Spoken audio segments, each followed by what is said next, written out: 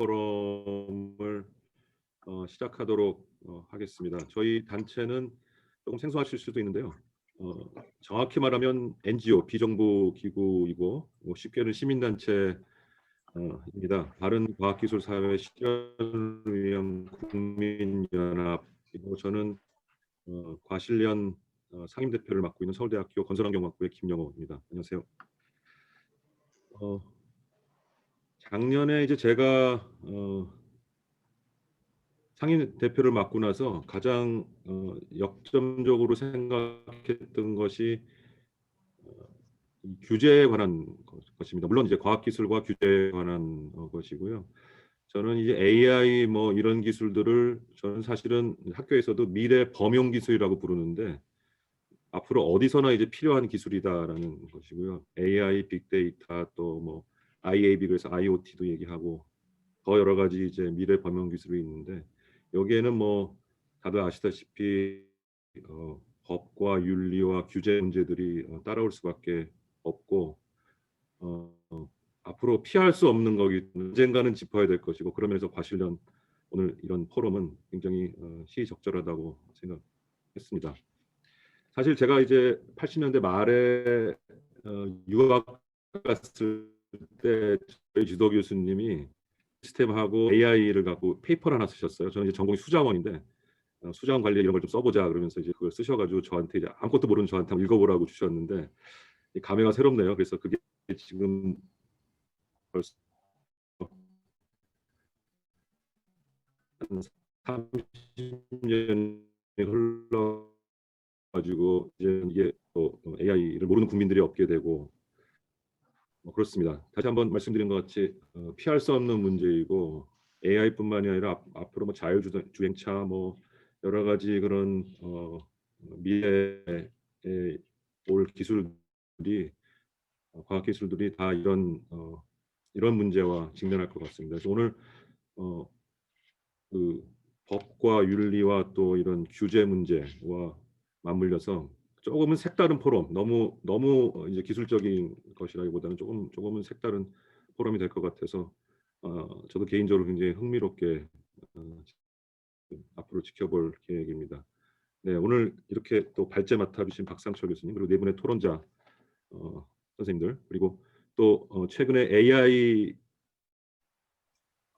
경제센터인가요? 네, 우리 경제연구소 경제연구소를 맡으신 안현실 포럼위원장이자 또 우리 공동대표이신 전문분들위원님 너무 감사드리고요. 다시 한번 우리 박상철 교수님께 감사드리고 제가 저기 교수님 이력에 대해서는 소개할 시간을 거꾸로 교수님께 좀 드리겠습니다. 그래서 교수님이 셀프 인트로덕션을 좀 해주시고 우리 온라인이기 때문에 좀 자연스러운 분위기에서 발제를 시작해 주시면 감사하겠습니다. 네. 그럼 대표님, 네. 김대웅 카카오 이사님 들어오셨습니다. 네네. 네. 감사합니다. 네. 그럼 다 들어오신 거네요. 네, 그러면 예. 이제 저희 포럼을 시작하도록 하겠습니다. 그러면 발표 자료를 공유를 좀 해주시고 발제가 끝나면은 자연스럽게 우리 포럼 위원장님께서 토론을 주도하도록 그렇게 하겠습니다. 네, 감사합니다. 예. 저 교수님 너무 감사드립니다. 이렇게 제가 146차라는 게 굉장히 놀랐는데 이렇게 전통이 있는 귀한 자리에서 이렇게 제가 사실 많이 가르치면 여쭤야 되는 분들 앞에서 이렇게 발표를 할 수 있어가지고 저도 오늘 그냥 제가 일방적으로 얘기하는 게 아니라 여러 교수님들 말씀 듣고 여러 과장님 그다음에 좀 이렇게 우리 박사님 이렇게 말씀 많이 듣고 좀 배우는 기회로 삼고 싶습니다. 저는 제 소개를 약간 드리면은 저는 약간 변호사 생활을 좀 법률회사에서 좀 십몇 년 정도 하다가 주로 정보통신 관련된 일을 했었습니다. 그래서 주로 이제 제가 막 사법연수원 수료하고 변호사 시작할 때 한참 그때 이제 인터넷 회사들이 많이 생기고 또 외국에서도 많이 들어오고 이래서 그 회사들 좀 관련된 초기 단계의 일들, 그래서 좀 세팅하고 굉장히 좀 작았을 때 일들 많이 했는데 좀 그 회사들이 굉장히 너무 커져가지고 이제 세상이 좀 많이 바뀌고 있는 걸 보고 약간 여러 가지 좀 생각도 들고 고민을 하던 차에 좀 뒤늦게 늦깎이 공부를 좀 해가지고 좀 제가 그 시카고 대학에서 박사학위를 따고 작년 9월에 이제 서울대 법전원 조교수로 임명이 됐습니다. 그래서 이제 막 교수 된 지 한 4, 5개월밖에 안 돼서 뭐 좀 부족한 건 많지만 좀 여러분과 생각을 좀 잘 공유할 수 있는 기회로 삼도록 하겠습니다. 감사드립니다. 오늘은 제가 그 AI 규제 책임론 관련돼서 좀 설명을 드리겠습니다. 그래서 뭐 사실은 최근에 이제 뭐 챗봇 사건, 뭐 이루다 챗봇 사건도 뭐 굉장히 이슈가 많이 됐지만 이것을 꼭 이거 자체를 얘기한다기보다는 그래서 계기로 삼아가지고 일반적으로 그 인공지능에 관련돼서 규범이 어떻게 적용이 돼야 되는가를 좀 말씀을 드리고 싶은데요. 여기서 혼란이란 말을 쓴 이유는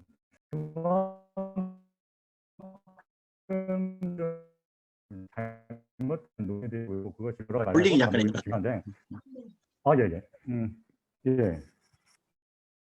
굉장히 중요한데 그 과정에서 굉장히 많은 뭐 정부에서 많은 거를 이제 종합적으로 고려하시고 잘 이렇게 하고 계시지만 그래도 어떤 잘못된 인풋들이 좀 많이 있고 또 어떤 잘 하고 계신데도 뭐 부당한 비판이 있을 수도 있고 이런 부분에 대해서 전체적으로 제가 이걸 뭐 어떤 특정한 측면을 비판하려는 게 아니라요. 그걸 좀 종합적으로 같이 진단해보자 해서 이 발표를 준비를 했고요.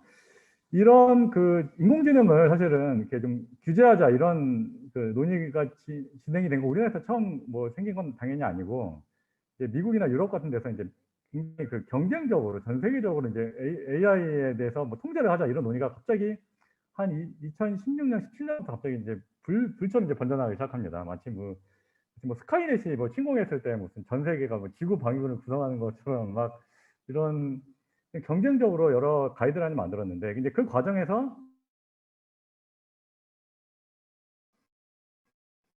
이제 AI 연성규범이나 어떤 공식적인 법조차로 나가기 전에 어떤 연성 뭐 소프트로 차원에서의 이야기인데 이게 또 FX란 말을 또 사용하면서 거기서부터 또 굉장히 또 많은 혼란이 일어나기도 했지만 결국 여러 이제 우여곡절을 거쳐 뭐 우리나라에서도 이제 정부에서 굉장히 발빠르게 잘 이제 팔로우를 하셔가지고 뭐 어떻게 보면은 이제 그 뭐 현 과기부나 이런 데서는 굉장히 뭐 세계적으로 봐도 굉장히 빠르게 여러 가지 대책을 마련하시고 그다음에 뭐 그래서 이제 결국 2020년에 그런 지금까지 모든 것들이 이제 잘 종합이 돼가지고 지능정보화법에 따라서 이제 윤리기준을 발표하게 돼 기준을 마련하셨어요. 근데 실은 이야기 자체는 왜냐하면 이 윤리기준 자체는 굉장히 뭐 내용이 뭐 여러 많이 고민하셔서 뭐 정부나 키스티에서 많이 고민하셔서 만드신 거고 뭐 일반적으로 세계적으로 이제 이런 뭐 논의하고 있는 공정성, 투명성 뭐 이런 것들 책임성 이런 것들을 그냥 잘 반영을 하신 거고 이제 이거 자율적으로 이제 먼저 이제 지키기 시작하는 거기 때문에 이거 자체는 문제가 없는데 제가 진짜 말씀드리고 싶은 것은 앞으로 이제 이런 가이드라인이라는 것들이 이제 계속 법제화가 되고 있습니다. 그래서 강제화되고 있고 사람에게 책임을 물리고 있는데 그러니까 규제로 해나 책임으로 넘어가는 과정에서 어떤 문제가 있는가를 좀 집중적으로 논의를 하겠습니다.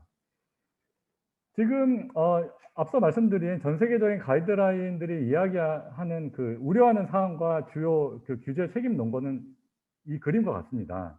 우선 뭐 전 세계적으로 블랙박스 알고리즘이다 이런 말이 유행을 합니다. 뭐 AI는 이렇게 훈련된 모델이나 알고리즘 이런 것들이 어떤 아무도 이해할 수가 없다. 뭐 너무 많은 변수와 너무 많은 차원이 들어가고 뭐 모델이 복잡해지고 이러면서 뭐 그런 이제 좀 담론들이 막 무성히 나오기 시작합니다. 그것이 사실이든 아니든 간에 그것도 굉장히 큰 유행을 타게 되고요.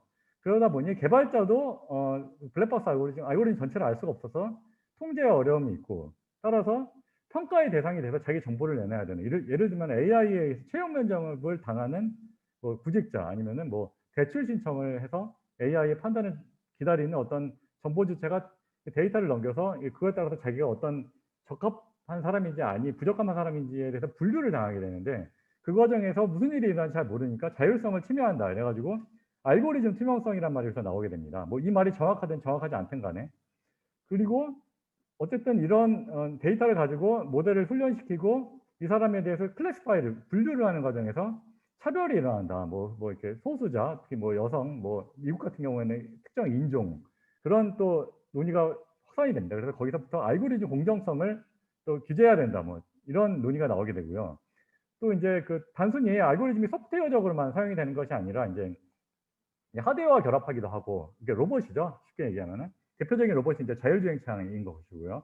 로봇과 같은 자율 시스템이나 아니면은 그 하드웨어가 결합하지 않더라도 예를 들면은 실물 그 프라이싱 봇처럼 뭐 증권 시스템에 연결이 돼가지고 뭐 알고 트레이딩을 한다든지 뭐 로보 어드바이저 같이 그런 식으로 실물 현실에 영향을 미치는 그런 그 자율 시스템들이 많이 생기면서 이들이 이제 또 제3자에게 위해를 미치는 부분에 있어서 이 블랙박스 알고리즘이기 때문에 사고를 일으켜도 좀 책임 소재, 누가 책임 있는지 추적하기 어렵다. 뭐 이런 것들 좀 들어가서 책임을 지우고 또 책임 소재를 명확하게 하자. 이래서 이제 알고리즘 책무성 이런 말이 나옵니다. 그래서 이제 전 세계 방금 살펴본 윤리적 대체적인 내용은 그리고 최근에 이제 과기부에서 만드신 내용에서 그냥 여러 사항이 들어있지만 가장 중핵적인 내용은 이 세 가지입니다. 알고리즘 투명성, 그러니까 사람의 자율성을 침해한다. 그 다음에 차별이 일어난다. 그래서 알고리즘 공정성, 그리고 책임 소재 추적이 어렵다. 알고리즘 책무성, 이 세 가지가 가장 핵심이라고 생각하시면 됩니다. 그런데 이렇게 가이드라인에만 그치는 것이 아니라 이것들이 이제 전 세계적으로 법으로 이제 강제적인 규제로 이제 연결이 되기 시작했습니다. 제가 주목하는 것은 이 부분입니다. 윤리나 뭐 가이드라인 단계에서는 아무 문제 없죠. 서로 잘 준수하고 합의에 의해서 하면 되는데 이제 제가 주목하는 부분은 이 부분인데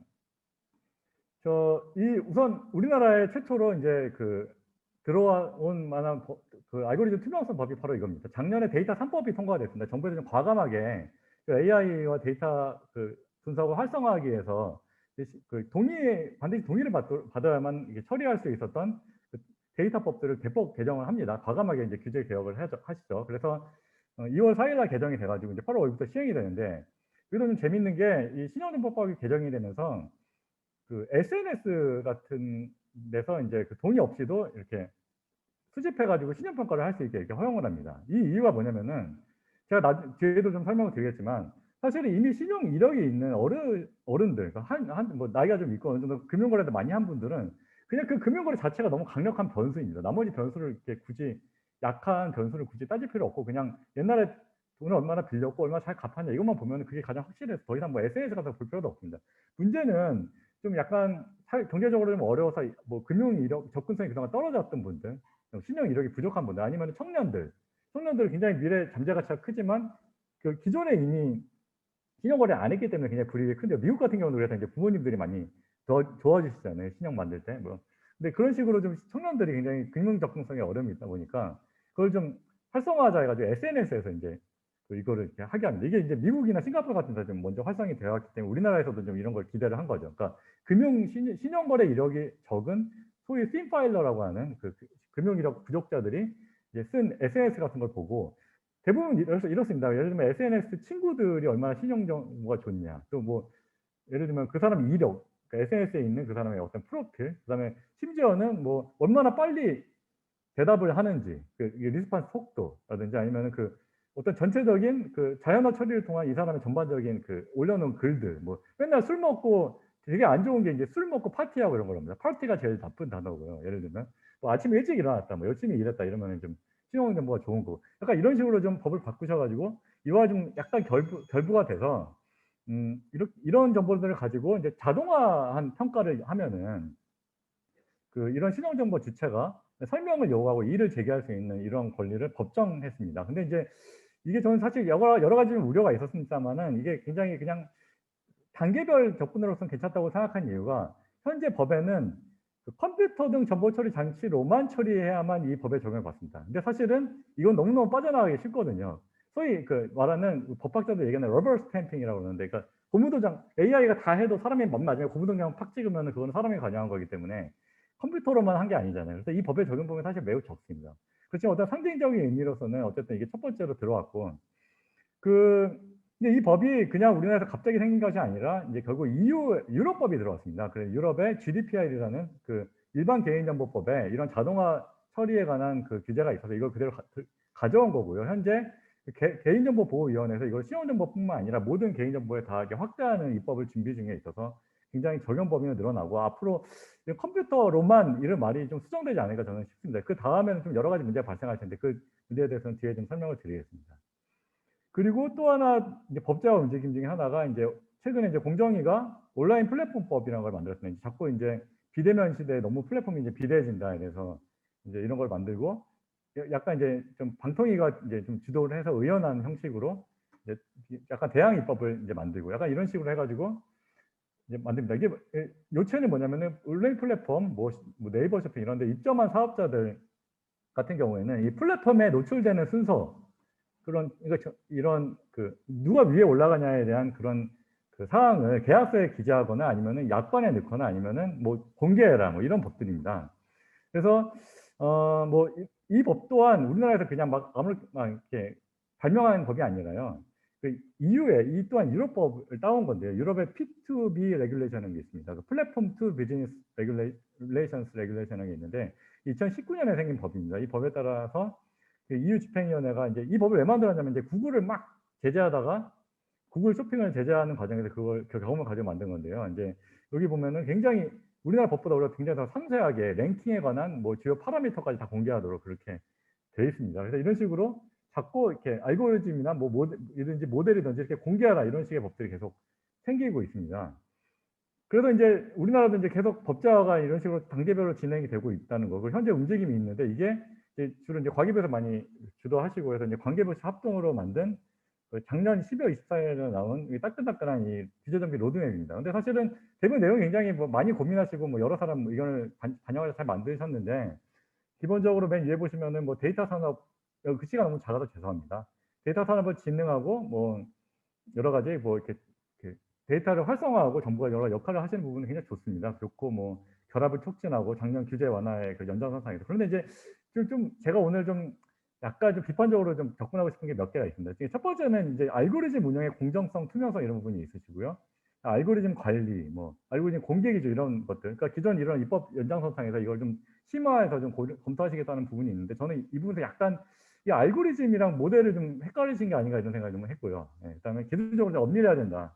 근데 이 혼동이 사실은 우리나라에서 한 게 아니라 EU에서 혼동한 게 잘못 들어온 건데, 그다음에 또 약간 우려가 인공지능 법인격 관련 여부를 검토하시겠다는 부분인데 이게 좀 이게 사실은 정부에서 좀 별로 이거 관심이 없었던 걸 제가 개인적으로는 알고 있습니다. 근데 자꾸 법학자들이 막 법인격 넣으라고 막 너무 그러니까 어쩔 수 없이 좀 약간 늦은 측면이 있는 걸로 제가 알고 있는데 그게 대단히 잘못됐다는 거 제가 좀 약간 자아 비판 차원에서 저도 법학자이기 때문에 이건 의인화한 식으로 기술 잘 모르고 이렇게 하는 식으로 이렇게 규제를 만들면 어떻게 되는지를 좀 뒤에 좀 설명을 드리고 그다음에 뒤에 뭐 여러 가지 책임을 명확하고 이런 거는 좋은 것 같은데 이제 범죄에 대한 제재 다양화 이런 부분 관련해서도 좀 인격 이런 얘기가 자꾸 나와서 이런 부분 좀 함께 말씀을 좀 드리도록 하겠습니다. 윤리 부분은 뭐 정부에서 잘 하고 계시니까 이 부분 특별히 언급 안 하겠습니다.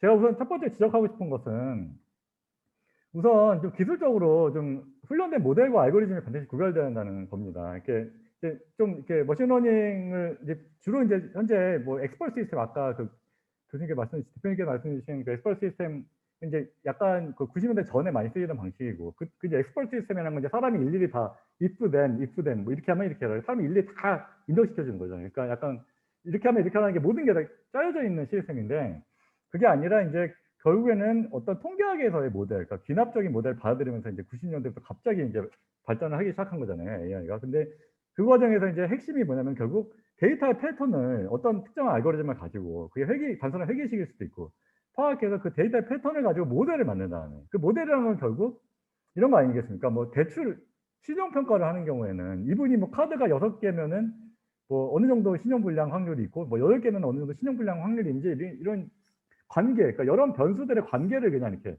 우리 뭐 약간 이제 예전에 통계학에서 회계 분석 공부하신 분들 좀 쉽게 이해가 가실 텐데 결국 개수를 구하는 겁니다. 사실은. 그래서 머신러닝이라는 건 결국 사람이 막 뭐 머리 뭐 이 사람 뭐 대단한 뭐 정치적 존재가 아니라 결국 어떤 기존의 통계학에서 얘기하던 회귀 분석, 그러니까 그 변수 간의 상관관계를 분석하는 그 회귀 분석이 좀 고도화되고 그거를 여러 가지 뭐 좀 베리어스 분산을 통제하고 이런 식으로 해서 예측력을 좀 강화한 그런 모델이기 때문에 모델인데 여기서 문제는 뭐냐면은 이 알고리즘 자체는 사실은 개발자는 100% 알 수 있죠. 사실 아무리 복잡해져도 개발자는 이게 만든 개발자는 그래서 사실 이게 뭐 IT나 AI라고 해서 사람들이 막 좀 오버하는 경향이 있는데 사실은 건설 현장을 생각해 보십시오. 그 건물을 하나 지으려면 사람이 수천 명이 막 투입됩니다. 대형 건물 같은 거. 근데 그래도 뭐 사고가 터지고 건물이 무너지면 누가 책임질지 다 나옵니다. 금방. 근데 이것도 마찬가지라서 이 알고리즘 자체를 무슨 로지스틱 리그레션을 썼는지 뭐 랜덤 포레스트를 썼는지 딥러닝 썼는지 이거는 만든 사람은 그냥 다 쉽게 알 수 있습니다. 개발자들은 열이면 열 다 제 말씀에 동의하실 겁니다. 근데 이제 진짜 좀 알 수가 없는 것은 뭐냐면은 그러니까 왜 개발 또 알 수가 없는 것은 무엇이냐면 결국 그런 알고리즘을 가지고 만든 모델. 그 모델은 뭐냐면 알고리즘만으로 만든 게 아니라 결국 그 데이터에 있는 패턴이거든요. 패턴을 이런 사람은 이렇게 파악할 수 있고, 이게 뭐 색각이신 분들이 약간 보통 사람 색각이 아니신 분과 좀 다르게 패턴을 파악하시는 것처럼 알고리즘별로 다르게 이렇게 패턴을 파악할 수는 있겠지만 결국에는 그 데이터에 내재한 패턴을 파악한 그 결과, 예를 들면은 뭐 카드가 몇 개인 경우 이 사람이 연체를 얼마나 하는구나. 이 패턴, 그러니까 변수와의 관계인 모델이 투명해야 하는 게 문제인 거지. 그러니까 개발자가 좀 잘 알 수 없고 예상할 수 없는 건 그 모델을 어떻게 해석하냐. 그러니까 데이터에 원래 어떤 패턴이 들어있느냐이지 어떤 알고리즘 썼냐는 너무나 명확하고 글쎄 파이썬 좀 이렇게 해보신 분들 금방 아실 수 있습니다. 근데 특히 이런 모델을 피팅하는 방식, 그러니까 모델을 이렇게 훈련시키는 방식에 대해서 너무 또 이렇게 막 사람에 비유하면서 신화할 필요가 없는 게 결국 이게 사람이 결국 이제 친구를 파악할 때, 얘가 옛날에 나한테 어떻게 해줬지? 전화 잘 받았나? 돈을 빌려주면 며칠 만에 갚았지? 이런 거 보고 결국 그 사람을 평가하잖아요. 약속을 얼마나 잘 지키나? 근데 그런 거를 그냥 기계한테 약간 수학적으로 그걸 체계화한 겁니다. 사실은 이게 보통 이제 모델을 피팅할 때 많이 쓰는 방식이 최소 제곱 추정이라든지 최대 우도 추정 방법인데요. 그러니까 연속값일 때는 이제 우리 통계학 때 회귀 분석할 때처럼 이렇게 오차의 제곱값을 합친 것을 최소화하는 방식으로 이제 피팅을 하고, 또 이제 이상값, 그러니까 0과 1 이런 식일 때는 범주형 데이터일 때는 그냥 최대 가능성을 추정하는 식으로 로지스틱 리그레션처럼 아무리 딥러닝을 하고 레이어를 여러 개 쌓아가지고 복잡한 딥러닝 모델을 만들어도 결국 아웃풋 레이어, 최종 출력을 하는 아웃풋 단에서는 이 두 가지로 결국 피팅을 하게 됩니다. 그래서 결국에는 이런 모델을 어떻게 해석하냐의 문제고, 이건 데이터에 내재한 패턴의 문제입니다. 데이터에 내재한 패턴 사람이 전부 다 알 수 없게 생긴 문제이지 사람이 알고리즘 알 수 없는 게 아니거든요. 그래서 사실은 알고리즘 우리나라 사실은 이 XAI, 그러니까 설명 가능한 AI에서 되게 권위자인 김빈 박사님이 계시죠. 김빈 박사님 정의하신 게 저는 적절하다고 생각합니다. 그래서 결국 모델 해석성이라는 거는 결국 모델의 결과값을 어떻게 일관되게 설명할 수 있느냐지. 이 알고리즘 자체를 그러니까 사람이 이해할 수 없다거나 그런 건 굉장한 기술적인 오해입니다. 그래서 근데 문제는 규범들이 그런 기술적인 오해하에서 잘못 만들어지고 있다는 겁니다. 그래서 이제 기술 잘 이해를 못한 이후에 정치인들, 법률가들이 법을 계속 잘못 만듭니다.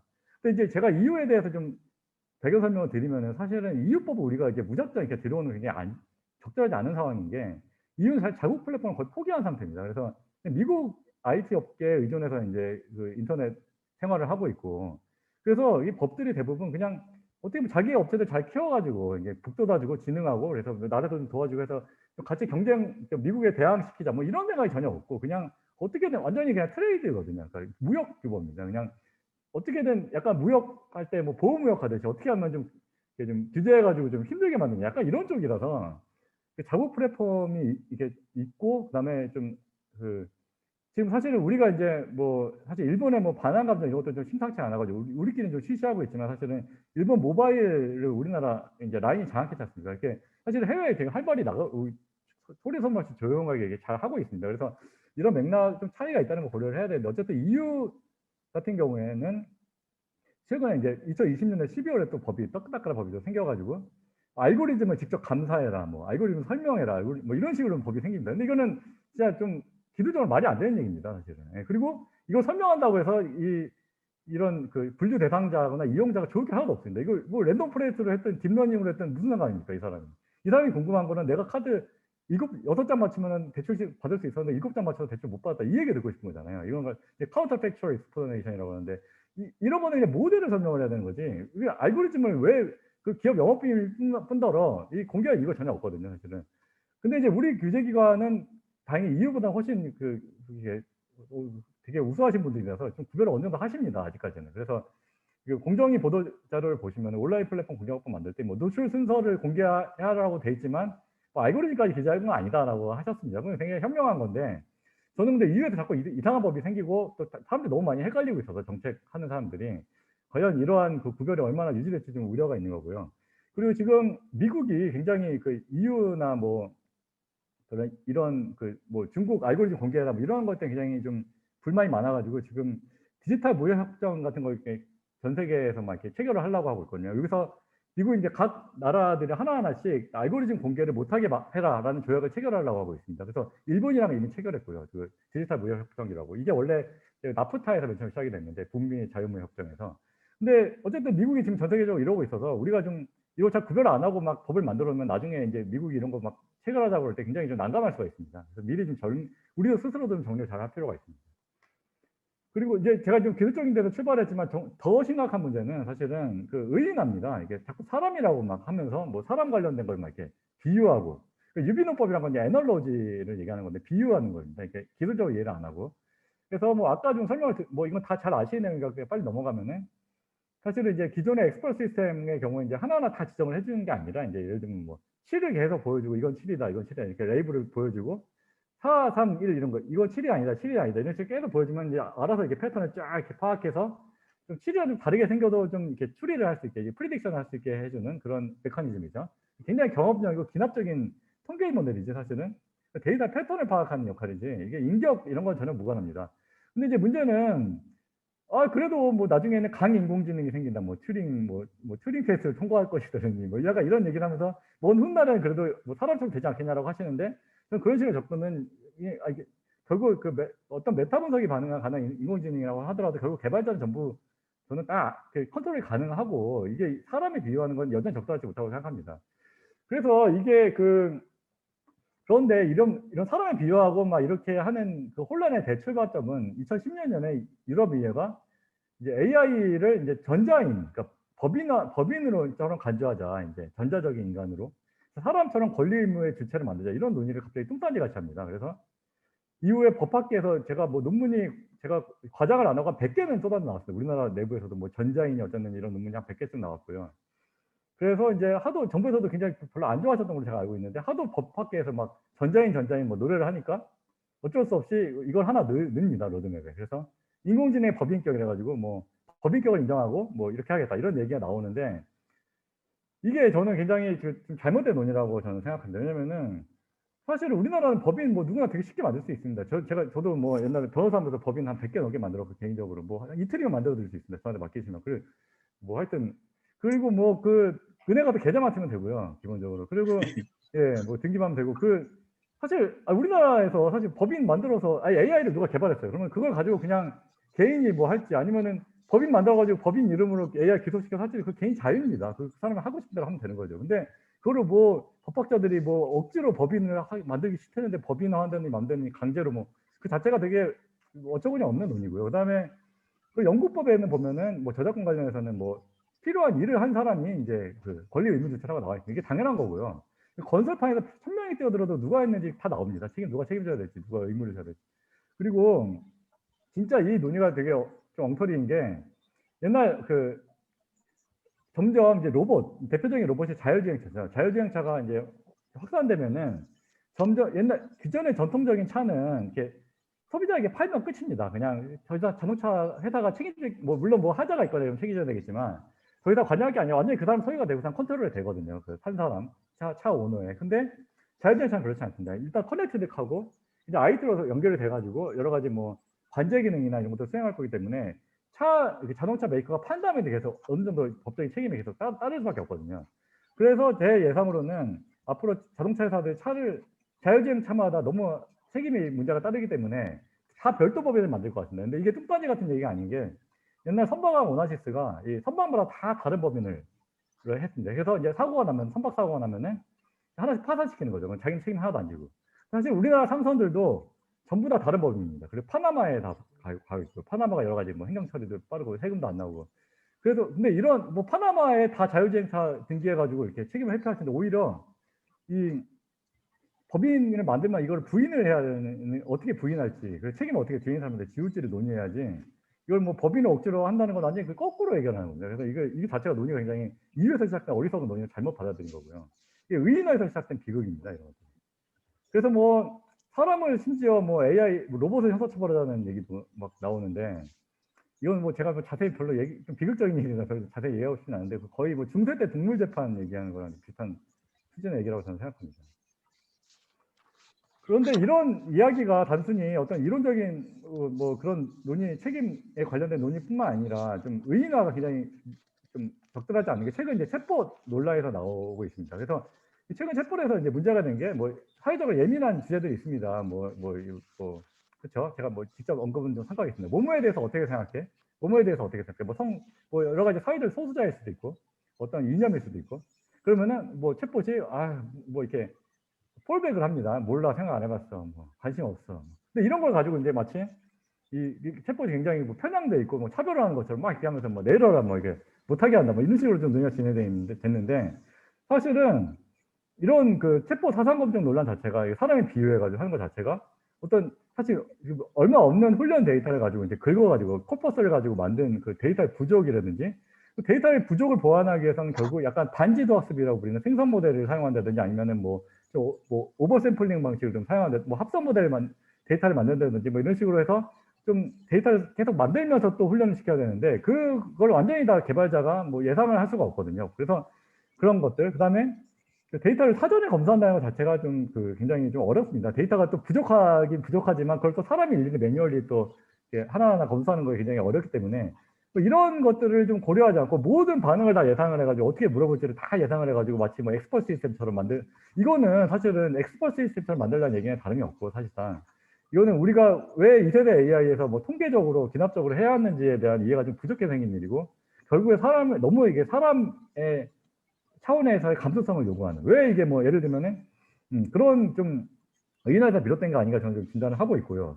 이 논의들이 굉장히 위험한 게 사실은 이런 챗봇은 그 사람들이 단순히 누워가지고 이게 휴대전화에 이렇게 누워서 이렇게 재미를 추구하는 거에 그치지 않고 사실은 그 휴머노이드 기술에 탑재가 돼가지고 이제 대화를 해야 되고 또 전 산업에 거쳐서 챗봇, 그러니까 고객 접점 확대에 있어서 전 산업에 있어서 산업적인 가치가 굉장히 높은데 이런 것들을 그냥 단순히 좀 이런 그 사상 검증을 통과하지 못했다고 해서 뭐 내려라 뭐 이렇게 차별적이다 이렇게 얘기하는 건 굉장히 좀 오도된 논의라고 생각이 되고요. 그 또 하나의 또 혼란은 또 사람들이 그 AI에 대해서 뭐 이렇게 다 공개하고 투명하고 이러면 사람들이 가만히 있을 거라고 착각하는데 그거 자체가 좀 잘못됐다는 거예요. 사람들은 끊임없이 AI가 뭘 공개하고 뭐 모델을 공개한다든지 어떤 기준을 만들면 그에 맞춰서 적응을 합니다. 그러니까 그에 맞춰서 전략적인 행동을 하고 상호작용을 합니다. 그걸 간과했다는 건데 어떤 얘기냐면은 이제 예를 들면은 그 SNS를 자동화 평가를 하는 신용 평가 업체가 AI에서 이 사람 네가 뭐 예를 들면 네가 어떤 학력이고 뭐 네가 뭐 어떤 SNS에서 어떤 글을 올렸고 뭐 프로필이 어떻고 친구가 몇 명이고 이런 걸 가지고 이 친구가 뭐 2명이면 몇 점, 뭐 4명이면 8점 뭐 이런 식으로 평가를 했다는 걸 공개했다고 칩시다. 그러면은 분명히 그 SNS를 만들어주는 그 조작해주는 그 업체들이 막 나올 겁니다. 지금도 사실은 그 SEO라고 그래가지고 이제 그 서치 엔진 옵티마이제이션이라고 그래가지고 그 검색 엔진 위에다가 이제 검색되게 해주는 업체들이 굉장히 많습니다. 근데 이런 식으로 공개를 하라고 하면은 이 업체들이 금방 나와가지고 SNS 다 만들어줄 겁니다. 그 돈 받고 팔고 뭐 이렇게 뭐 입주자를 만들어줄지 뭐 그런 식으로 할 겁니다. 그래서 그런 그 업체들이 생기면 결국 그 설명력 있는 변수들이 쓸모가 없어집니다. 그 변수들 다 조작해서 할 거기 때문에. 그리고 어쨌든 이런 걸 다 예상해서 또 훈련을 해야 되거든요. 그래서 여러 가지 뭐 에드벌스가 적대적 모델을 가지고 트레이닝을 하든지 해가지고 이 모델을 훈련시키는 개발자 쪽에서 미리 대비를 해서 살짝 이렇게 예측 확률을 살짝 높을 정도로 트레이닝을 해야 되는데 그 경우에는 결국 이 모든 그 기결이 어떻게 되면 그런 조작업체가 난립을 하고 사람들이 그에 맞춰서 게임을 하게 되는 과정에서 전략적인 행동을 하게 되면은 결국 사람들이 쉽게 바꿀 수 없는 거로만 사람을 평가해야 됩니다. 그러니까 태어나면서 못 바꾸는 거, 인종, 성별, 출생지 이런 걸로. 그러면 굉장히 원래 우리가 그러면은 원래 왜 이 SNS로 왜 했는지 그 원래 취지를 잊어버리는 겁니다. 그러니까 자꾸 AI 뭐 윤리 AI 규제 매몰돼 가지고 원래는 우리가 청년층 금융거래 이력이 없는 사람들 돕겠다고 해서 이 사람들은 대처받기 해지자에서 만들었는데 결국 어떻게 됩니까? 다 뭐 주작업체 난립하고 그렇게 되면 결국 남는 거 실제 금융거래 이력만 남는 거죠. 이거는 결국 옛날로 돌아가야 되는 거고. 이런 것들. 그 다음에 결국 이렇게 돼버리면은 또 다양한 수요에 부응할 수 없고 또 이 모델을 다 공개하고 이런 식으로 되면 다 똑같은 모델 만들어가지고 갖다 쓸 텐데 도대체 누가 힘들게 이걸 투자를 하고 모델을 훈련시키겠습니까? 그리고 결국 그 천편일률적인 모델만 시장에 돌아다니면은 또 다양한 수요도 충족시킬 수 없게 되는 겁니다. 이런 여러 가지 부작용이 고려가 돼야 되는데 좀 너무 섣불리 좀 이유에서 막 무자비하게 법이 만들고 있어서 좀 이게 좀 걱정이 되고요.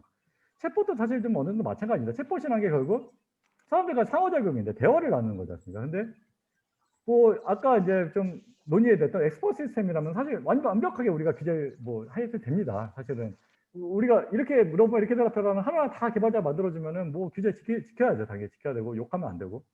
그렇죠. 뭐 굉장히 점잖게 얘기해야 될 겁니다. 그렇지만 이게 챗봇이 점점 발달을 합니다. 그래서 처음에 이제 골 오리엔티드 챗봇이라고 해서 굉장히 은행 챗봇 사용해 보시면 알 텐데 고객센터가 굉장히 한정된 목적으로 사용하는 뭐 이렇게 뭐 이렇게 고객들에게 뭐 이렇게 예금 같은 거 뭐 잔고 확인하려면 어떻게 되냐 그러면 1번, 2번, 3번 해가지고 이렇게 한정적인 답변만 하는 그런 딱 짜여진 답변만 하는 챗봇인데요.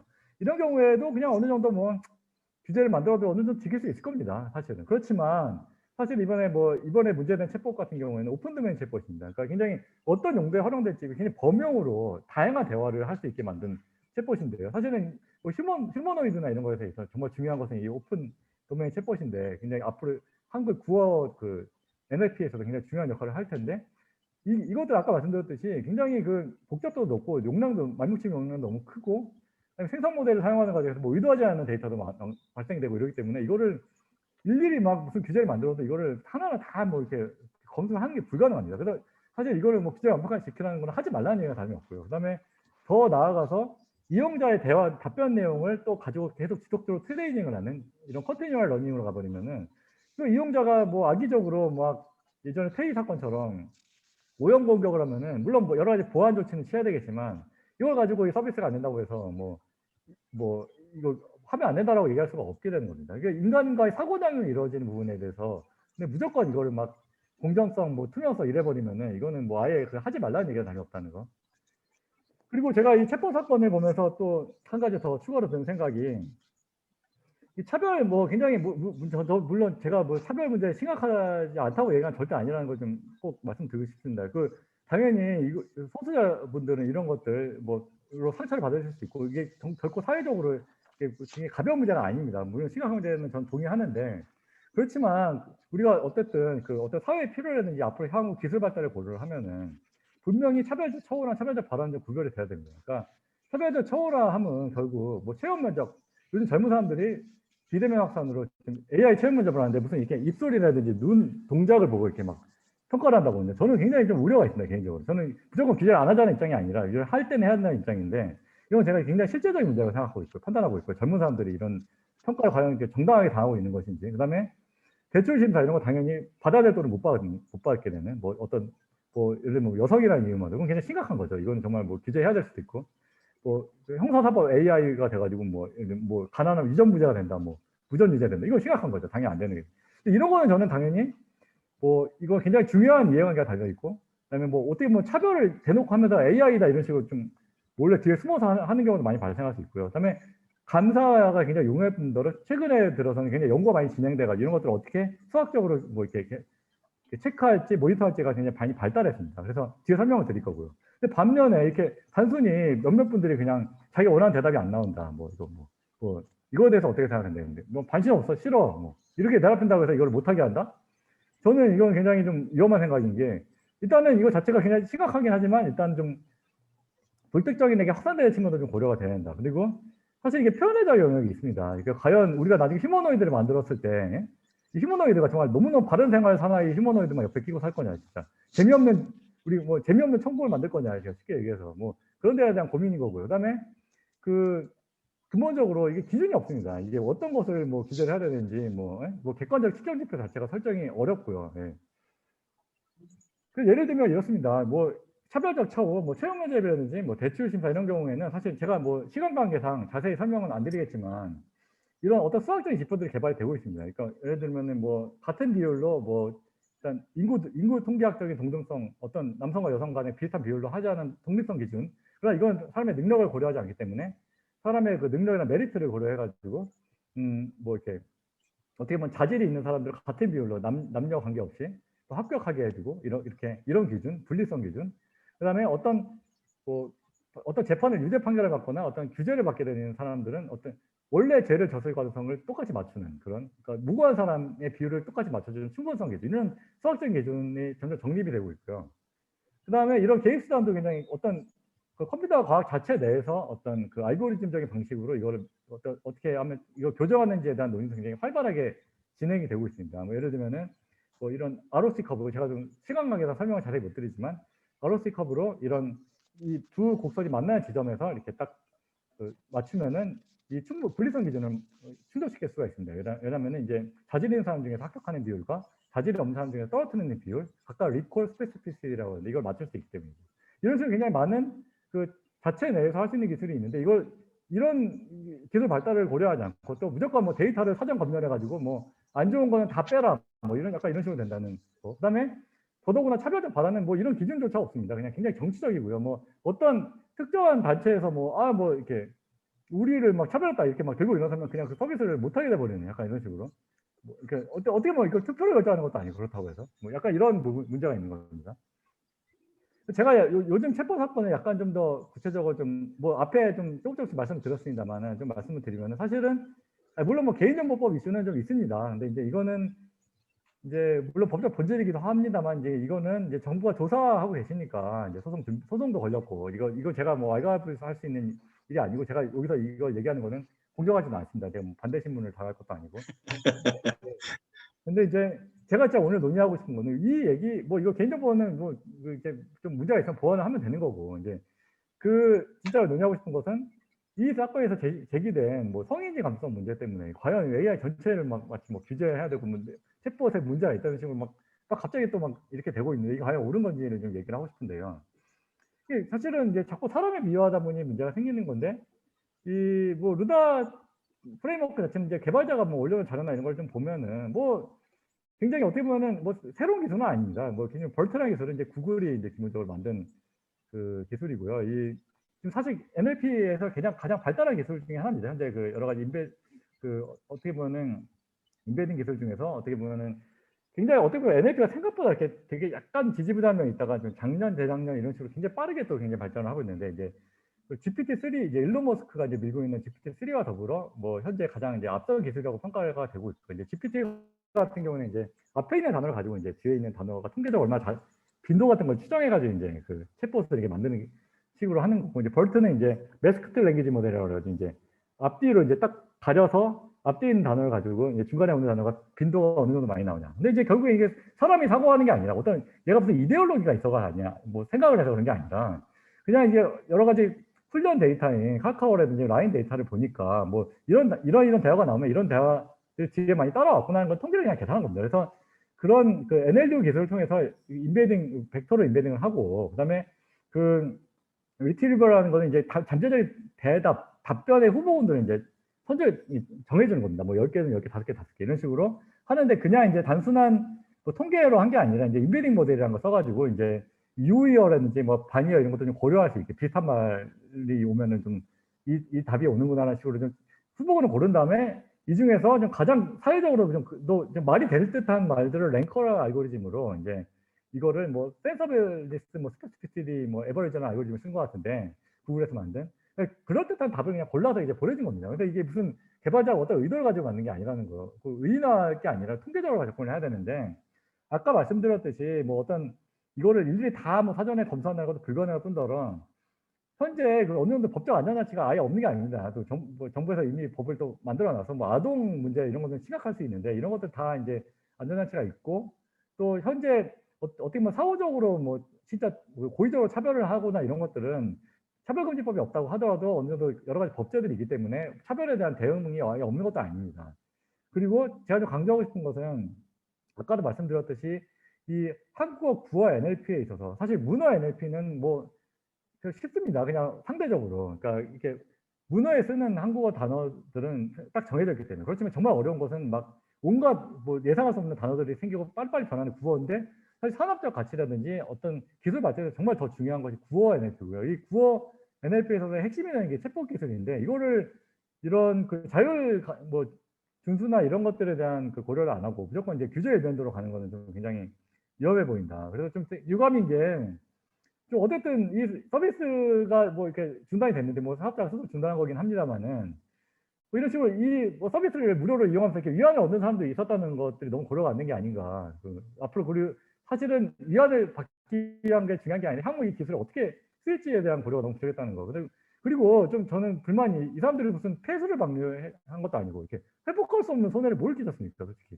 그러니까 회복할 수 없는 손해가 없으면 그냥 일단 좀 서비스도 좀 이렇게 하면서 좀 보완을 하게 하고 계속 연구 개발을 하고 뭐 그게 좋지 않겠냐. 그러니까 뭐 제가 아까 말씀드렸듯이 기술 자체는 뭐 대단히 뭐 이렇게 뭐 다 구글이나 뭐 이런 데서 뭐 마이크로소프트 이런 데 개발하는 기술 잘 응용한 건데, 문제는 이게 한국어에서는 이렇게 상당히 의미가 있는 진보라고 합니다. 이 개발자분들 말로는. 왜냐면 그동안 사실은 뭐 쓸만한 말뭉치가 좀 없었고, 그래서 이거를 최초로 한국어 구어에 좀 꽤 신뢰성 있게 구현한 것은 굉장히 큰 어쨌든 진보라고 평가가 되고, 그래서 이런 것들을 그냥 우선 다 중단시키고, 또 뭐 이렇게 문화부 산하 이거 국립국어원에서도 이제 사실 제가 이거 꽤 잘 쓰고 있었거든요. 연구할 때도 쓰고 이렇게 말뭉치 같은 거 이제 공공 말뭉치 같은 거 만들어서 올려주셨는데, 사실 이게 말뭉치 구하기 되게 어렵습니다. 사실은 이번 이 사건 때 개인정보법 문제가 벌어진 이유도 이게 사실 쓸만한 말뭉치가 없어가지고 약간 무리수를 둔 거라고 생각하시면 되거든요. 사실은 이게 말뭉치가 이렇게 공공 말뭉치가 있고 좀 쓸만한 말뭉치가 많으면 굳이 이런 무리수를 줄 필요가 없지 않습니까? 근데 이제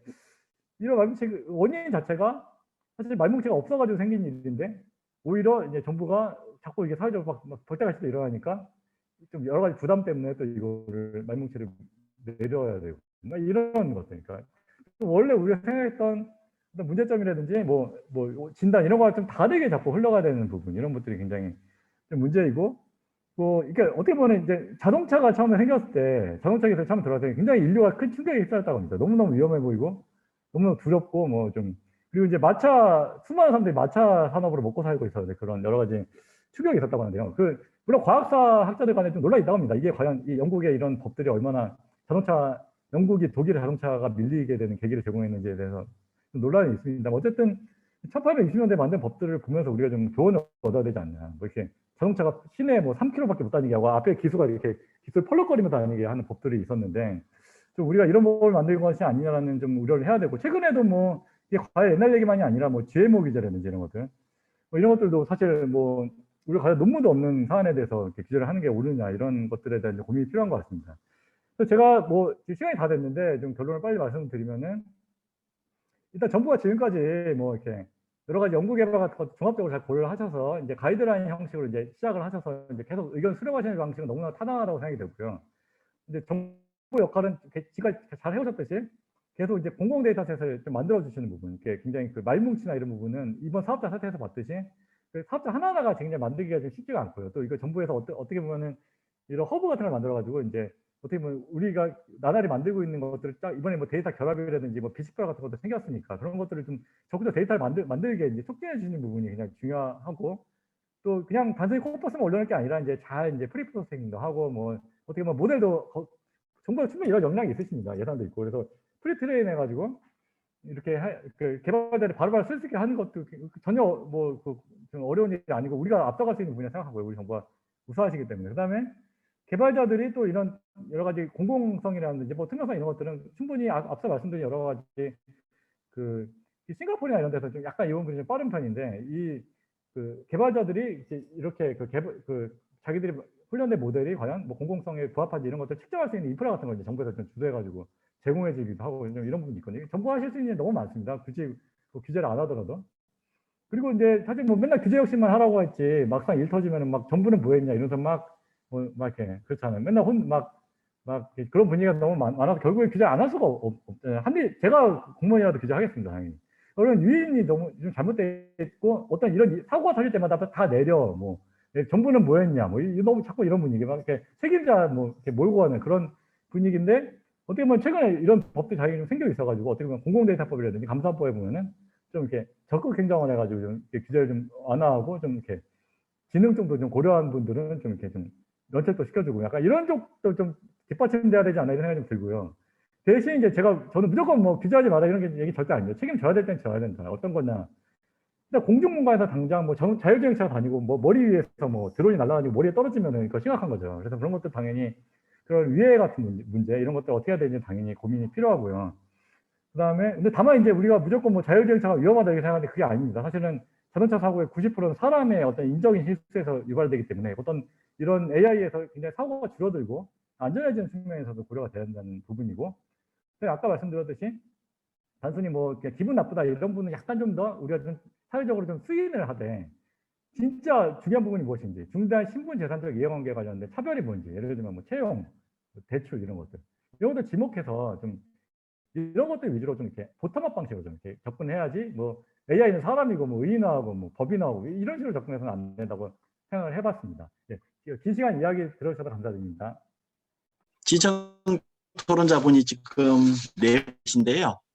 오늘 주제 발표가 너무 재밌는데요. 그래서 아마 토론자분들이 또 어떻게 토론하실지가 굉장히 기대가 됩니다. 대개 이제 그 토론자 순서가 나오면 정부 쪽에 계시는 분은 맨 마지막에 이렇게 하는 게 뭐 관례처럼 돼 있는데 그 관례를 깨겠습니다. 우리 정부 쪽에서 나오신 분 맨 먼저 이렇게 순서대로 하겠습니다. 우리 김경만 과장님, 먼저 말문을 열어주시기 바랍니다. 네, 잘 들리시는가요? 예, 잘 들립니다. 박 교수님 말씀 잘 들었고요.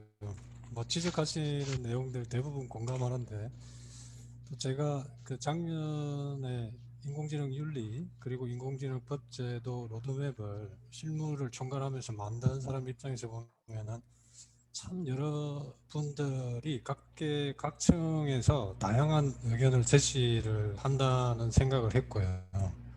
그래서 뭐 좀 말씀을 드리자면 윤리를 만들 때는 아까 박 교수님도 말씀하셨지만 이게 윤리지만은 사실 연성법규의 성격이 강한 부분들이 많았고 그러다 보니까 너무 추상적이다는 또 비판도 많았습니다.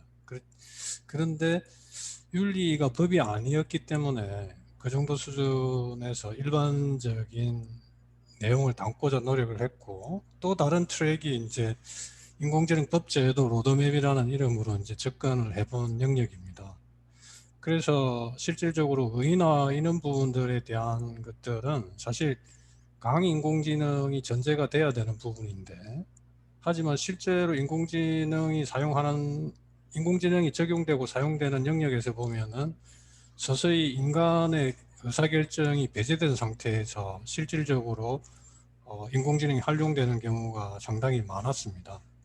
그래서 저희가 이제 인공지능의 의인화는 장기과제라는 이름으로 맨 뒤쪽으로 뺐지만은 그 전에 단계적으로 인공지능이 인간의 개입 없이 그 법률적인 행위를 하게 되는 경우에는 어떤 식으로든지 책임성에 관련된 논의는 반드시 필요하다고 생각을 했습니다. 그래서 이제 그런 부분을 조금 넣었다고 좀 말씀을 드리고 싶고요.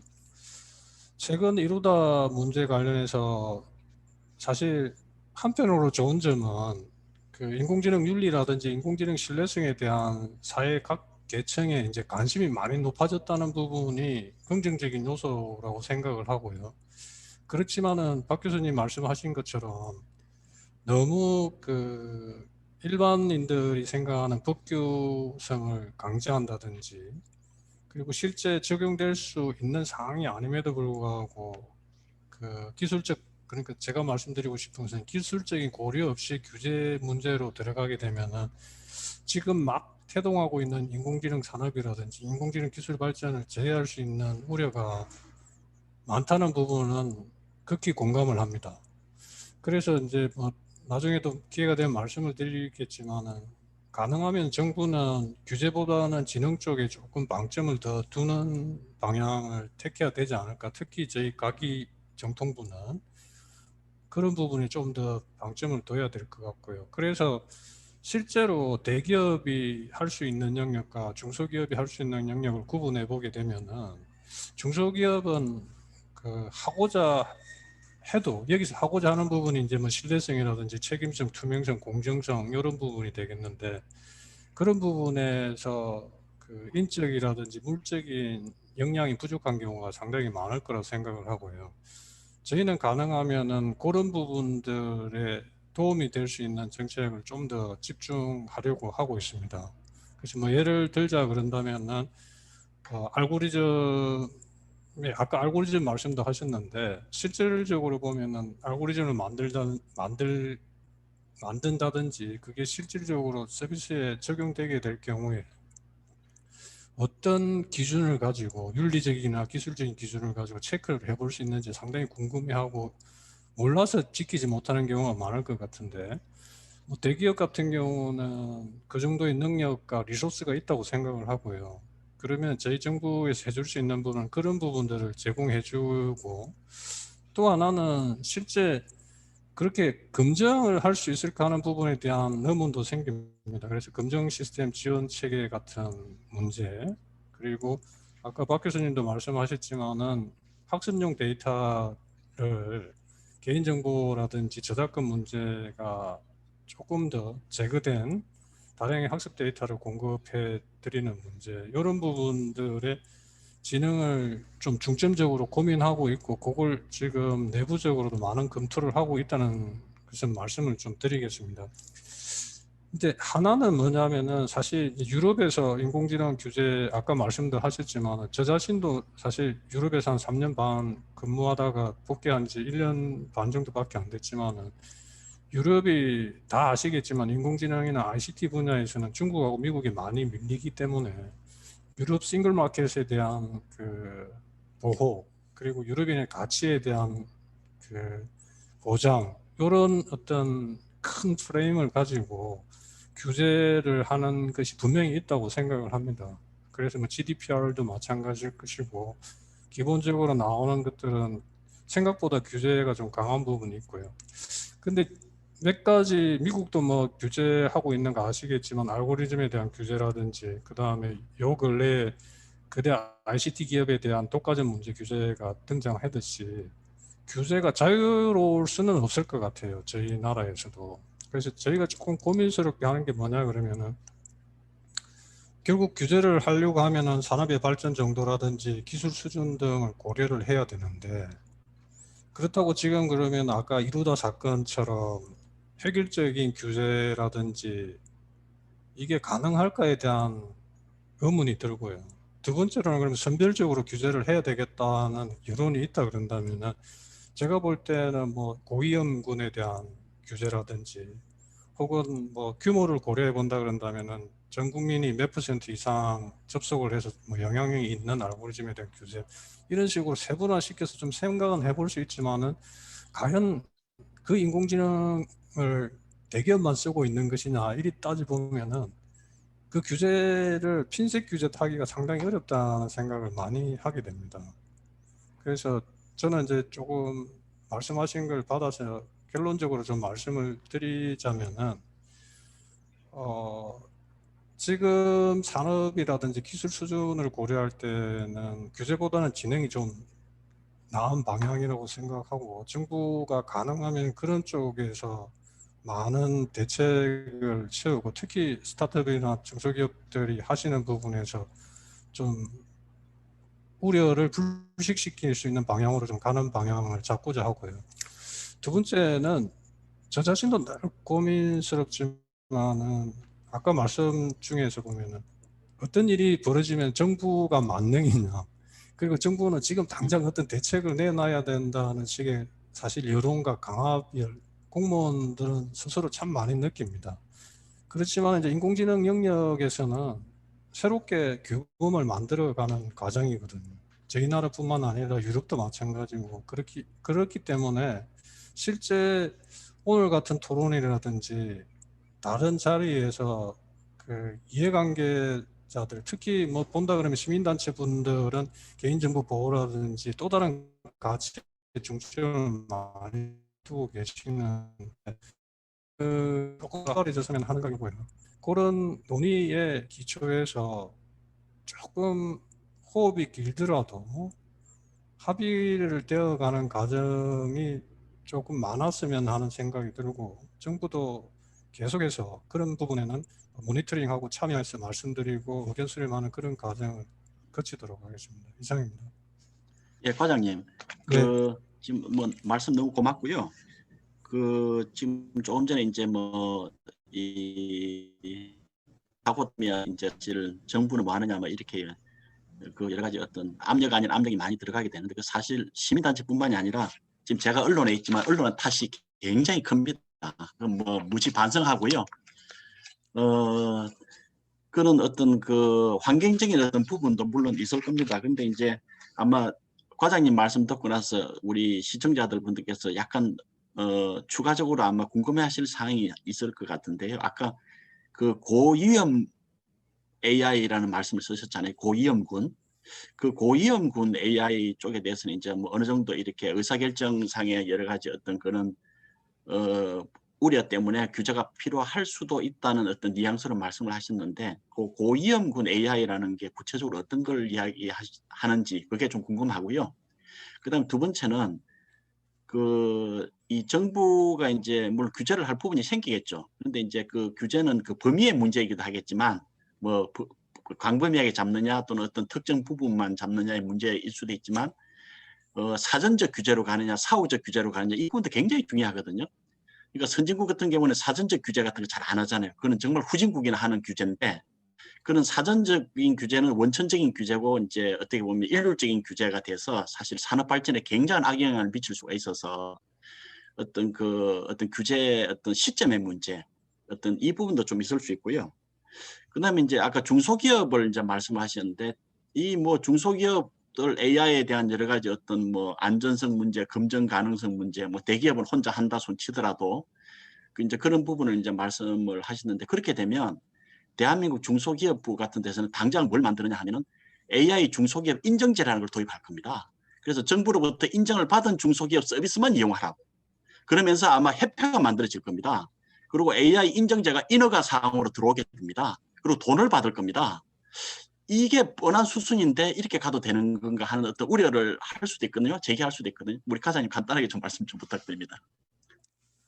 예, 저 세 가지 말씀 주셨는데요. 첫 번째 이제 고위험 AI에 대한 이야기는 사실 제가 쓰는 표현은 아니고요. EU에서 이제 그 규제 이야기를 하다 보니까 고위험 AI라는 표현을 이제 쓰면서 한정된 영역에서의 그래도 지켜야 될 부분이 뭐냐 하는 규제 수단으로 들고 들어온 건데요.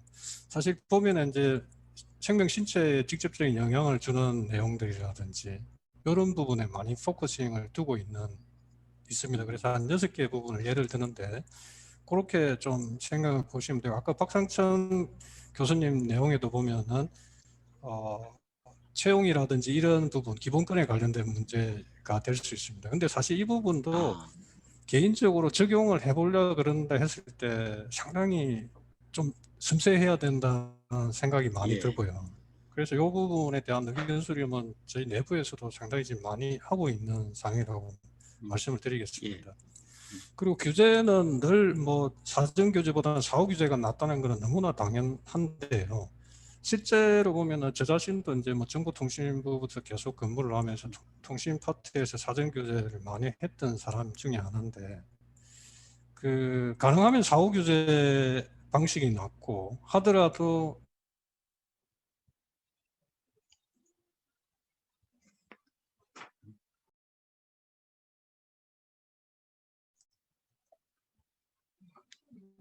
지금 접속에 문제가 있나요?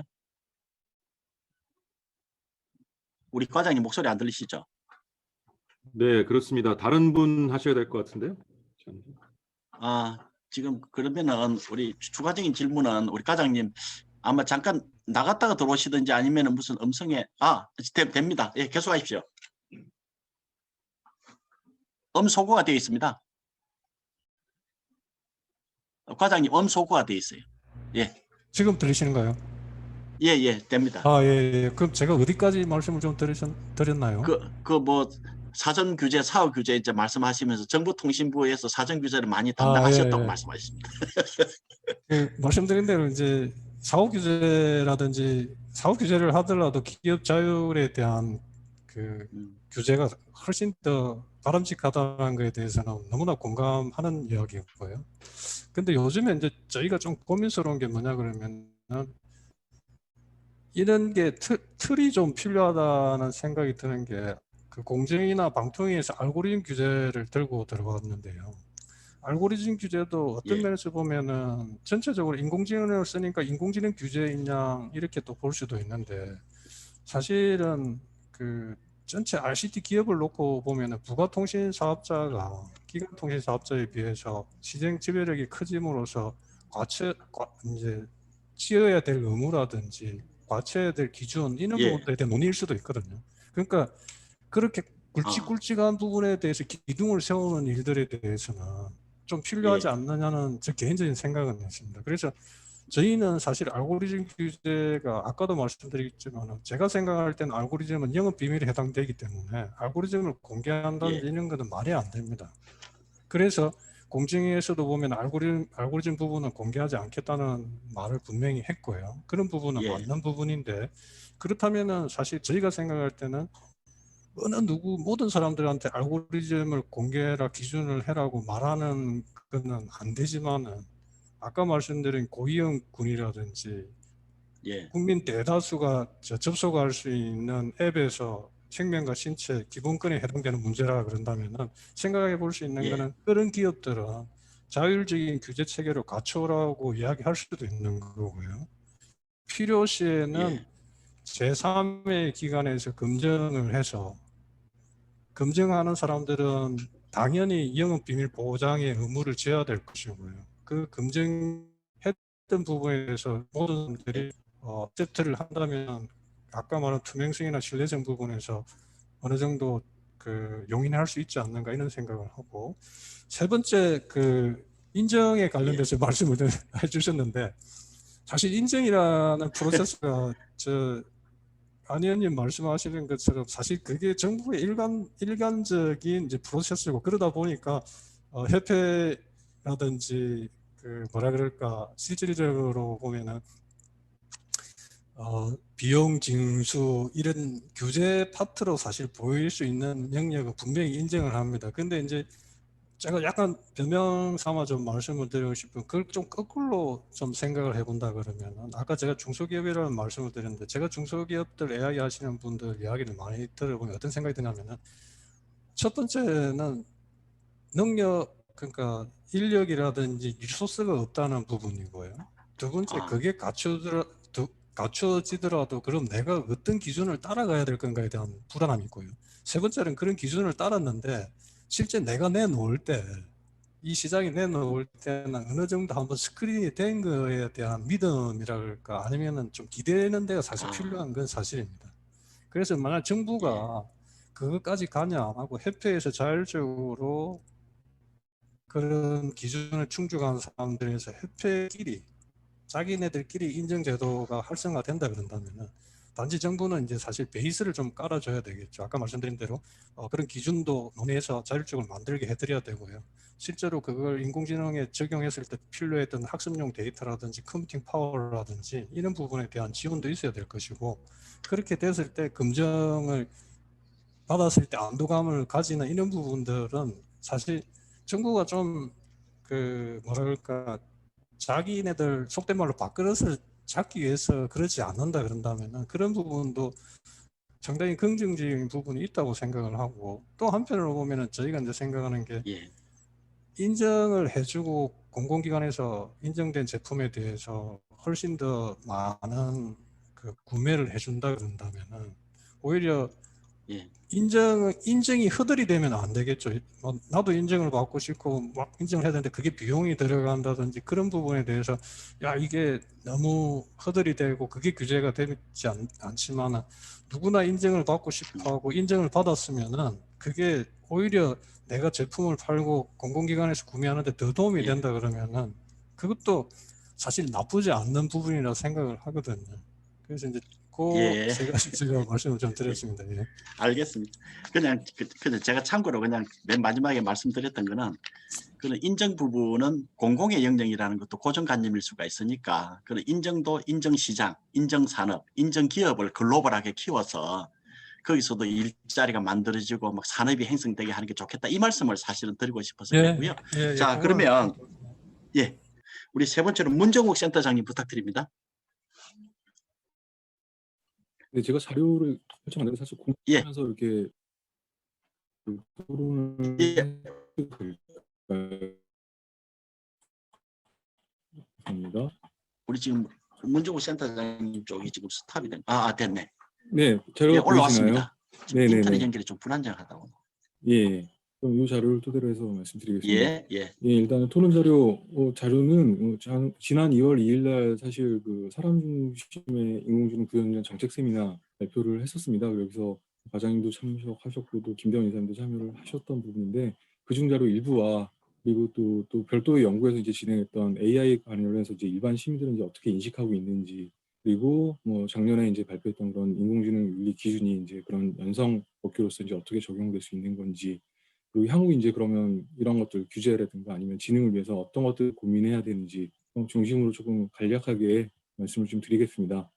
예, 네, 뭐 인공지능 4차 산업혁명으로 상승되는 그런 기술 발전에 따라서 이런 패러다임 전환 시기에서 가장 영향력 있고 또 대중적으로 아주 기대가 높은 그런 첨단 ICT 기술이고 또 향후 10년 동안 인공지능에 대한 사회적 혜택이 그런 위협보다는 많을 것으로 전망된다. 이런 자료들이 많이 나와 있고요.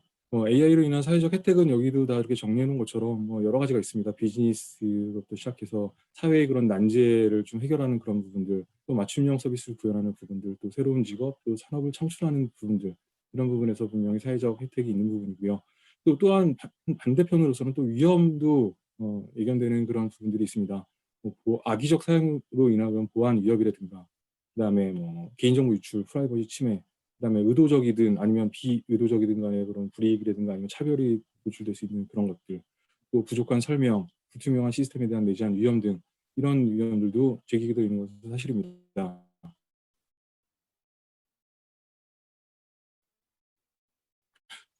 또 제도적 이슈, 기존 제도의 적용이 어려움 이런 측면이 있습니다. 여러 가지 표현들 중에서 AI 불확실성, 불명확성으로 인한 통제의 어려움이라든가 AI 발전 속도로 인한 통제의 어려움, 또 AI 구체적 AI 활용 사례의 부족, 그리고 또 막연한 두려움, 그리고 불안감에 따른 그런 과잉 통제의 가능성, 이런 부분들에 대한 그런 사회적 제도적 이슈가 좀 있는 것이 사실이고요. 또 AI 개발이나 이용 환경적 이슈도 좀 제시되고 있습니다. 이 자료는 영국의 그런 여기 영국 데이터 윤리 혁신센터에서 이제 발표했던 그런 자료인데 여러 가지 장벽들이 있는데 데이터 장벽, 지식 장벽, 인력, 시장, 거버넌스, 신뢰 장벽 이런 것들도 있어가지고 AI 개발이나 활용에 있어가지고 이런 이슈들이 있다. 말씀을 드릴 수 있을 것 같습니다. 인공지능 기술이 산업 전 분야 그리고 사회생활 다 확산이 되면서요. 특히 이제 이런 윤리적 이슈가 또 새롭게 대두되고 있는 그런 측면들이 분명히 있습니다. 고용, 금융, 교육, 미디어, 사법, 자율주행차, 국방 영역으로 한번 구분을 해서 주요 이슈들을 한번 정리를 해본 건데 그 내용들은 그냥 넘어가도록 하겠습니다. 네, 그리고 이제 인공지능 기술의 사회, 산업 확산 이런 부분들입니다. 저희가 지금 자료가 잠시만요. 제 자료가 지금 자료 자체가 아마 자료 센터는 지금 그 자료가 제가 지금 맞습니까? 아까 박상철 교수님 예, 이겁니다. 예, 예. 예. 예. 이렇게 된 것 같고요. 이것은 작년에 저희가 이제 ICT 사연환 연구라는 연구, 이제 별도 연구를 진행했는데 AI 사회에 대한 그런 일반 시민의 인식을 조사한 결과입니다. 그래서 이제 인공지능에 대해서 어떤 인식과 태도를 지금 가지고 있는지에 대해서 좀 물어본 건데요. 많은 부분들이 되게 긍정적인 측면에 대해서 인식하고 또 동의하는 부분이 있었습니다. AI는 삶의 질을 개선하는 데 기여한다. 그리고 또 AI는 이익을 위해 활용되는 수단이다. 인간의 이익을 위해 활용하는 수단이다. 그리고 또 AI를 사회적 그리고 경제적 차원에서 적극적으로 활용할 필요가 있겠다라는 데서는 긍정적인 의견을 보였고요. 또 반면에 가장 낮은 점수가 이제 보이는 건데 AI도 인간과 같이 윤리적으로 행동할 것이다라는 거에 대해서는 과반수 이상의 일반 시민들이 동의하지 않는 그런 부분들이 있었고 또 하나 AI를 생각하면은 두려운 생각이 든다라는 게 이제 다른 긍정적인 그런 것보다는 좀 더 낮은 이런 경향을 좀 보이고 있었습니다. 다음으로는 이제 그럼 인공지능과 관련해서 정부는 어떤 역할을 해야 되는데? 라고 하는 질문이었습니다. 많은 부분들이 지금 오늘 논의되는 바와 같이 이제 규제에 대해서 이제 의견을 좀 주셨는데요. 일단은 정부는 AI 발전을 위해서 투자를 많이 해야 된다. 이게 가장 높은 점수로 좀 나왔고, 그리고 또 기업들이 AI를 생산 현장에 자유롭게 도입할 수 있도록 적극적으로 지원해야 된다는 측면, 그리고 산업적으로 AI를 자유롭게 이용할 수 있도록 허용해야 된다. 또 관련된 규제를 완화해야 된다. 이런 점들이 대부분 긍정적으로 정부는 이런 역할을 해야 된다라는 의견을 준 바가 있습니다. 이거 누구 대상으로 조사한 것인가요? 네, 여기 밑에 나와 있는데 전국 20세에서 65세 남녀를 대상으로 해서요. 1000명을 대상으로 해서 일반 시민을 대상으로 한 조사 결과입니다. 예. 이거 말고도 다른 설문 문항들이 이렇게 되게 많이 있는데 그중에서 이제 오늘 논의에 좀 필요한 부분들 요즘 다시 교체해서 정리를 한 부분입니다. 오늘 아까 이루다는 이제 박상철 교수님께서 이제 그 관련된 쟁점들을 많이 정리를 잘 해주셨고요. 세 가지 정도로 구분이 될 수 있을 것 같습니다. 혐오와 차별 발언이 하나가 있을 수 있을 것 같고요. 그리고 이용자들이, 사용자들이 이거를 성희롱 측면에서 이렇게 악용했던 점. 그리고 이제 세 번째는 이제 조사하는 중이고, 지금 이제 소송도 진행되고 있는 중이라서 저희가 먼저 언급할 사항은 아니지만 어쨌든 이런 유출 가능성 정도가 있었다. 이렇게 말씀드릴 수 있을 것 같습니다. 다음으로는 이제 우리 작년에 이제 발표했던 그 윤리 기준에 대해서 이제 말씀을 간략하게 드리려고 하는데요.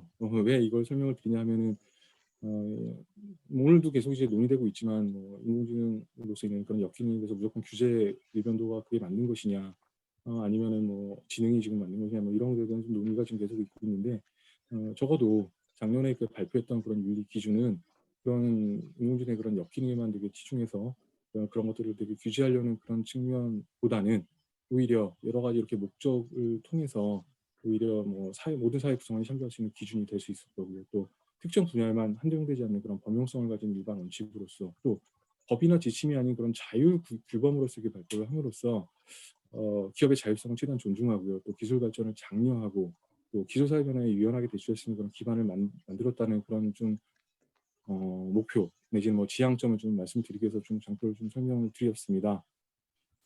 전체적인 이제 인공지능 윤리 기준 이제 구조가 이렇게 되는 건데요. 뭐 인간성이 이제 가장 상위 개념으로 인간성을 위한 AI 이렇게 돼서 놓고, 인간의 존엄성, 공공성, 기술의 한 목적성 원칙, 그리고 그것을 이루게끔 하는 실행 원칙이라는 핵심 요건으로서 10개 요건을 제시한 바 있습니다. 이 장표는 저기 네이처 머신 인텔리전스 여기는 저널에서 이제 발표됐던 그 추리 공대에서 이제 세 분 교수님들에서 같이 했던 자료인데요. 1929년 4월 23일 기준으로 해가지고 그 전에 이제 뭐 AI 윤리라든가 지침, 또 가이드라인 그런 문서 84개를 이렇게 선정해가지고 공통되는 그런 윤리 원칙들이 무엇인가를 이렇게 메타 분석을 해가지고 결과를 도출한 결과입니다.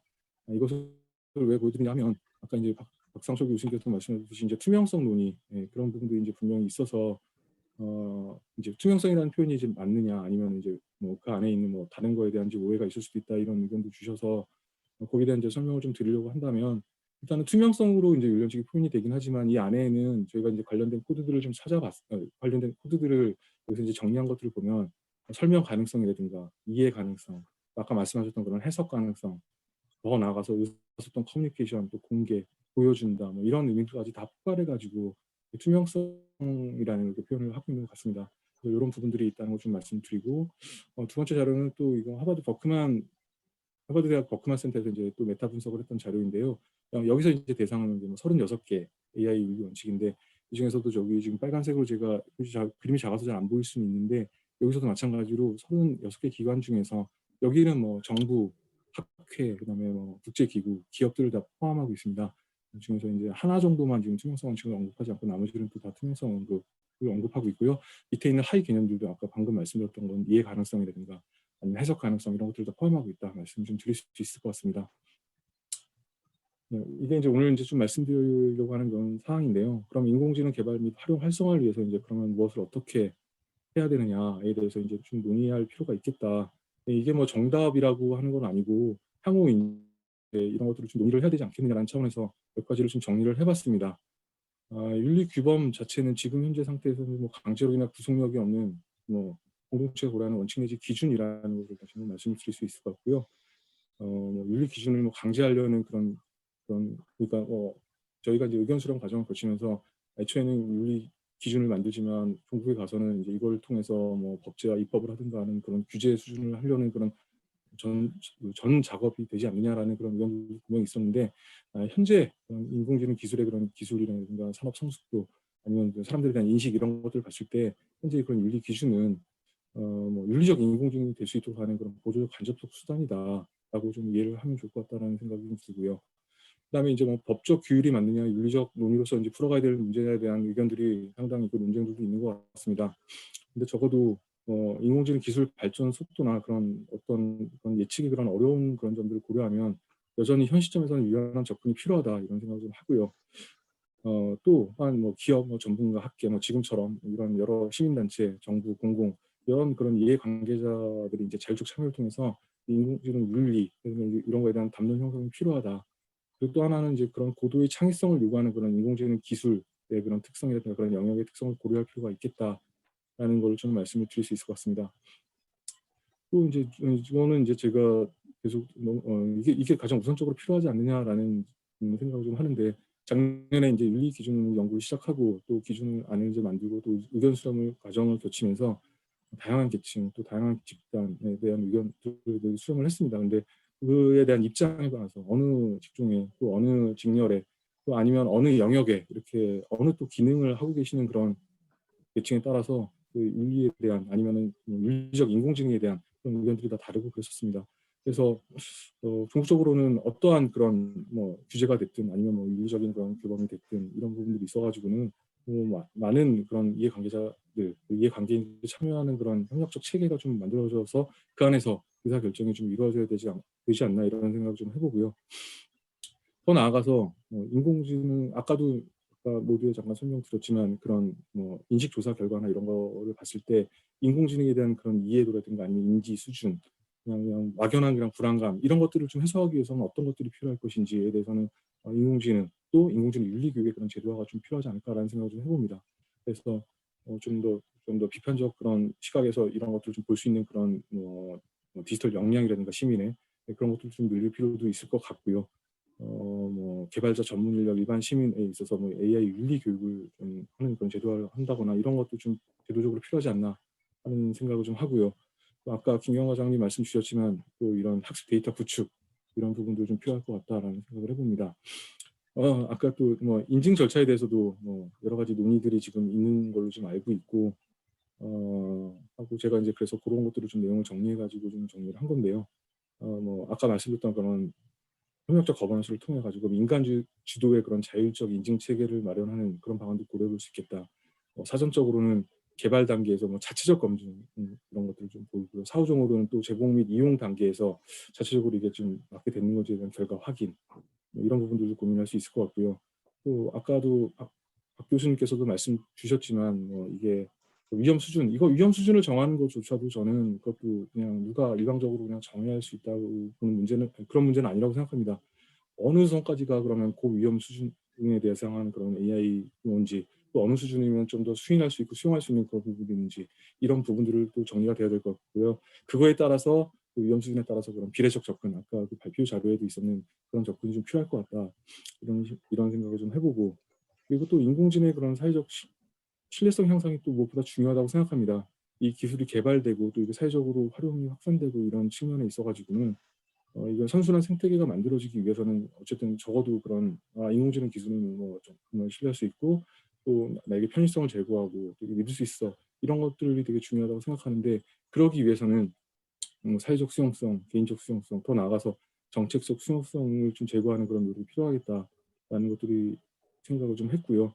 또 뭐 이해 아까처럼 뭐 협력적 거버넌스, 논의의 장 이런 것들을 만들어서 서로 공감대를 형성하고 더 나아가서 사회적 합의를 이루는 이런 체계를 만들 필요가 있겠다라는 생각을 했습니다.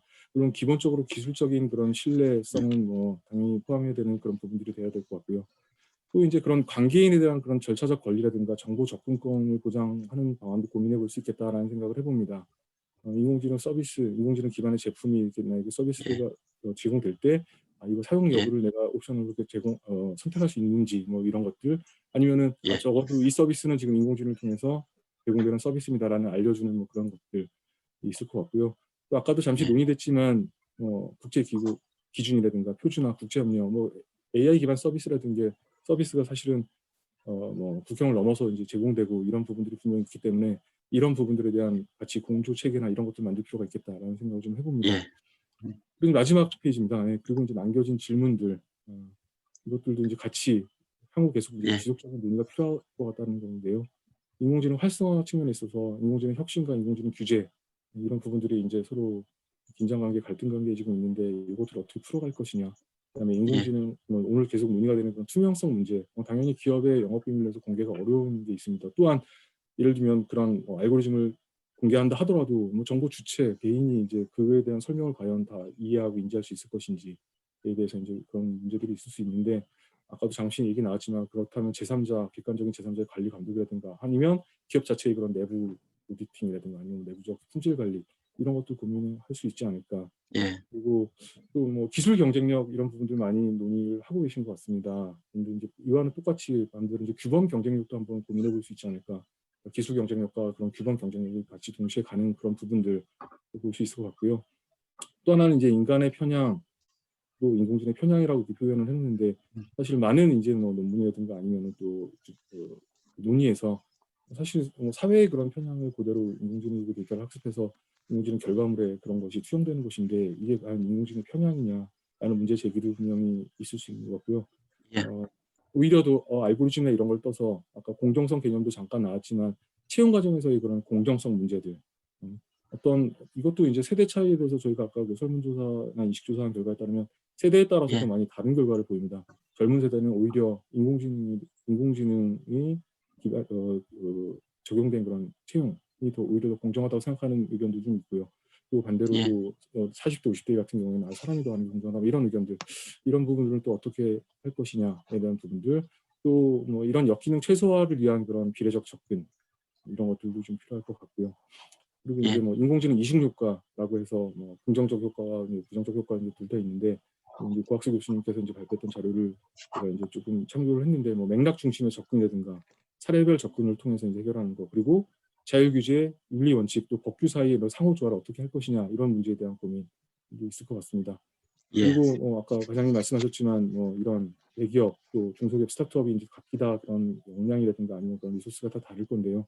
이런 중소나 스타트업 같은 기업들에서 실질적으로 뭘 하고 싶어도 뭐 진짜로 이렇게 좀 참조할 수 있는 그런 자율점검 리스트라든가 이런 부분을 만들어줘야 되는 그런 부분들, 그런 것들이 좀 필요할 것 같다는 생각을 하고요. 어찌됐건 뭐 윤리적 인공지능을 위해서는 뭐 지속적인 그런 논의, 그리고 토론, 수기 이런 것들이 좀 계속적으로 필요할 것 같다라는 생각을 예. 합니다. 예, 마지막으로 이제 발표 말씀하시기 전에 아까 제가 지금 하나 말씀드릴 수 있는 거는 박 교수님께서도 아까 적기조례 말씀하시면서 사진으로 이제 마차 이런 거 이제 말씀하시고 저도 이제 마차에 빗대어서 한번 마지막 말씀드리면 사실 뭐 인공지능 혁신 지능이랑 이제 규제도 마차의 그런 바퀴 같다고 생각이 듭니다. 서로가 지금 서로 다 잘 조화가 돼야지만 그 마차가 잘 앞으로 나아가듯이 한쪽만 더 잘 굴러가거나 또 한쪽은 잘 안 굴러가거나 이런 상황이 돼서는 제자리에 멈춰 있게 되거나 아니면 또 반대로 뒤로 가게 되는 그런 경우. 그런 것들이 이제 조화의 균형점을 어떻게 좀 찾을 것이냐 이런 거에 대한 좀 연구도 좀 필요할 것 같고요. 그런 것들도 좀 그런 가치나 그런 개념들이 좀 정책 방향에 좀 포함돼야 되지 않나 그런 생각을 하면서 이상 토론을 마치도록 하겠습니다. 예. 예, 고맙습니다. 일단 공유 자료 좀 내려주시고요. 네네네. 사실 이루다 뭐 그 사건이 터지자마자 물론 이제 언론에서 이렇게 뭐 대스특필한 부분도 있지만 굉장히 유명한 시민단체 뭐 이름만 들먹이면 다 아시는 뭐 그런 곳을 포함해서 그런 시민단체에서 데이터 3법이 원흉이다, 근원을 제공했다. 그래서 뭐 가맹정보라든지 이런 개인정보보호법에서 완화했던 부분을 다시 원점으로 돌려라. 그다음에 두 번째는 인공지능을 활용한 상품 및 서비스에 대한 규제법을 신설하라. 이 두 가지 요구사항을 내놨더라고요. 굉장히 충격받았습니다. 그래서 결국 이게 우리가 중심을 잡아가는 게 굉장히 중요하겠구나 하는 어떤 그러니까 그런 시민단체뿐만이 아니라 또 다른 쪽의 목소리도 굉장히 있다는 걸 국민들에게 분명히 알려줄 필요가 있겠다는 걸 제가 많이 느꼈는데요. 우리 그런 과정에서 굉장히 학교에서 중요한 역할을 이렇게 해오시고 또 실제로 이제 인공지능 개발도 이렇게 쭉 하시면서 또 교육도 하시면서 그런 윤리 규제와 관련된 공청회나 이런 데 또 나가셔서 이렇게 중심을 잡아주시는 분이 계십니다. 우리 서정현 교수님 부탁드립니다. 예, 안녕하십니까. 서정현입니다. 제가 지금 자료 올렸는데 보이시나요? 잘 보입니다. 예, 예. 그냥 워낙에 좋은 말씀들을 많이 해주셔서 저는 그냥 정리하는 기분으로 간단하게 설명을 좀 할까 합니다. 저는 사실 인공지능 개발자라고 보시면 됩니다. 자연어 처리를 했고 대화 시스템을 했기 때문에 이루다 같은 챗봇에서 왜 그런 일이 벌어졌는지를 정확하게 이해하고 있는 사람으로서 요즘에 이런 좀 이야기가 되고 있는 것들에 대해서 좀 간단하게 같이 논의를 했으면 좋겠습니다. 뭐 다들 알고 계시겠지만 인공지능 기술은 모든 분야에서 효율적이고 효과적인 기술 개발에 모든 매우 중요한 역할을 할 거로 기대되고 있고요. 결국 이러한 것 때문에 엄청난 생산성 증가로 인류 복지에 큰 도움을 줄 거라고 다들 생각하고 있습니다. 그러니까 매우 중요한 기술이죠. 근데 인공지능이라고 하는 기술을 가만히 보면 어떤 형태로든 자동 의사결정을 하도록 합니다. 그러니까 의사결정을 하는 거죠. 이렇게 할까 저렇게 할까. 그래서 이 의사결정을 할 적에 이게 이때 자꾸 불법적이거나 비윤리적인 요인이 발생한다라고 사람들이 이제 자꾸 지적을 하고 있는 거고, 이것을 하지 않도록 우리가 필요하다라고 저는 생각을 합니다. 그런데 가만히 얘기를 들어보면 지금 인공지능 기술이라고 얘기하는 게 사실은 기계학습에서 뭐 딥러닝이라는 얘기를 많이 하고 있는데, 이거를 누가 제일 많이 썼냐 하면 인공지능 연구하는 사람들이 제일 많이 썼어요. 그러다 보니까 자꾸 인공지능 하면서 이 기술하고 인공지능하고 자꾸 혼동을 하시는 것 같은데, 이 기술 자체는 인공지능만을 위한 것은 아닙니다. 이제 모든 분야에 확산될 거라고 저희는 보고 있고요. 그 과학이라고 하는 프린시플이 글자가 붙는 모든 학문에는 다 이 기술이 다 적용이 될 거다라고 보고 있습니다. 그래서 지금 인간의 지능을 연구해서 독립적인 에이전트를 개발하는 의미의 인공지능은 매우 좁은 강한 인공지능이라고 볼 수 있을 것 같고요. 이 기술이 사실은 이제는 금융, 농업, 법률, 제조, 예술 등 인간들이 하는 모든 분야에 이 기법이 적용될 거라고 전망이 되고 있기 때문에, 이러한 결과물은 위에서 얘기한 이런 독립적인 에이전트하고 같이 취급하기는 좀 어렵다라고 저는 보고 있습니다. 로봇이나 챗봇, 자율주행차 같은 것들은 어떻게 보면 독립적인 에이전트하고 좀 비슷한 면이 있기 때문에 이런 영역에서는 좀 더 세밀한 조정 장치가 필요할 거로 보입니다. 예를 들면 규제라든가 사회적 합의가 필요할 거로 보이는데, 그렇다고 해서 그냥 인공지능 기술 전체를 대상으로 포괄적인 규제를 만들자고 하는 것은 매우 위험하다라고 보입니다. 아까 안현실 박사님이 말씀하신 그런 두 가지의 요구사항은 굉장히 위험한 거죠. 사실은 인류 복지에 굉장히 중요한 역할을 할 수 있는 기술을 죽여버리자라고 하는 이야기 같아서, 요즘에 이제 우리가 트러스티워스, 그러니까 신뢰적인 그런 신뢰할 만한 인공지능이라는 것에서 핵심적인 걸 보면 다음과 같이 4가지로 이야기를 많이 합니다. 설명 가능한가? 우리가 개발해낸 것이 과연 설명 가능한가? 그 다음에 좀 우리가 개발해낸 것이 탄력적이고 강건하게 쓸 수 있는가? 그 다음에 이제 안정적인가? 그 다음에 이제 윤리적인가? 이 4가지를 얘기를 자꾸 하는데, 사실 이 이야기를 누가 한 거냐면 기술자들이 한 얘기예요. 지금 갖고 있는 AI 기술의, 즉 딥러닝입니다. 사실은 AI 기술에 좀 기술적으로 아직 굉장히 부족한 게 있는데, 이런 면으로 부족하다라고 기술적으로 저희들이 이제 밝혀낸 거고, 그 얘기는 뭐냐면 이런 신뢰할 만한 인공지능 기술 개발을 위해서는 이 기술 개발을 좀 더 체계적으로 추진할 필요가 있다라는 겁니다. 예를 들어서 지금 이루다와 같은 그런 데서 나타난 문제는 우리가 봤을 때 기술의 부족으로 발생한 현상이라고 저희는 보고 있고요. 그래서 이런 기술적인 연구를 동시에 추진해서 앞으로 발생할 수 있는 다양한 문제들을 미리 찾아내고 해결하는 방안을 마련해야 한다라고 저는 보고 있어요. 필요에 따라서는 규제보다는 아마 표준화를 통해서 해결할 수 있는 부분이 굉장히 많다라고 저는 봅니다. 그렇게 보고 있고요.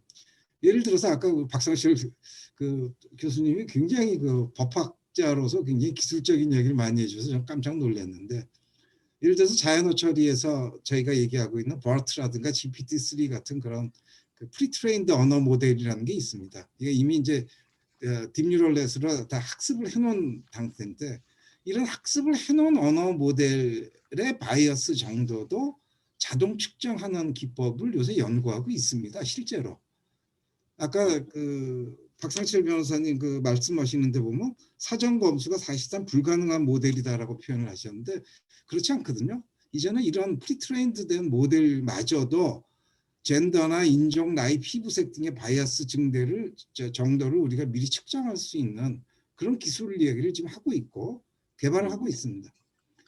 그래서 이런 것들을 개발을 하면 이런 프리트레인드된 모델을 가져가서 실제 응용 개발에 쓰는 사람, 이루다 같은 데서 이제 갖다 쓴 거죠.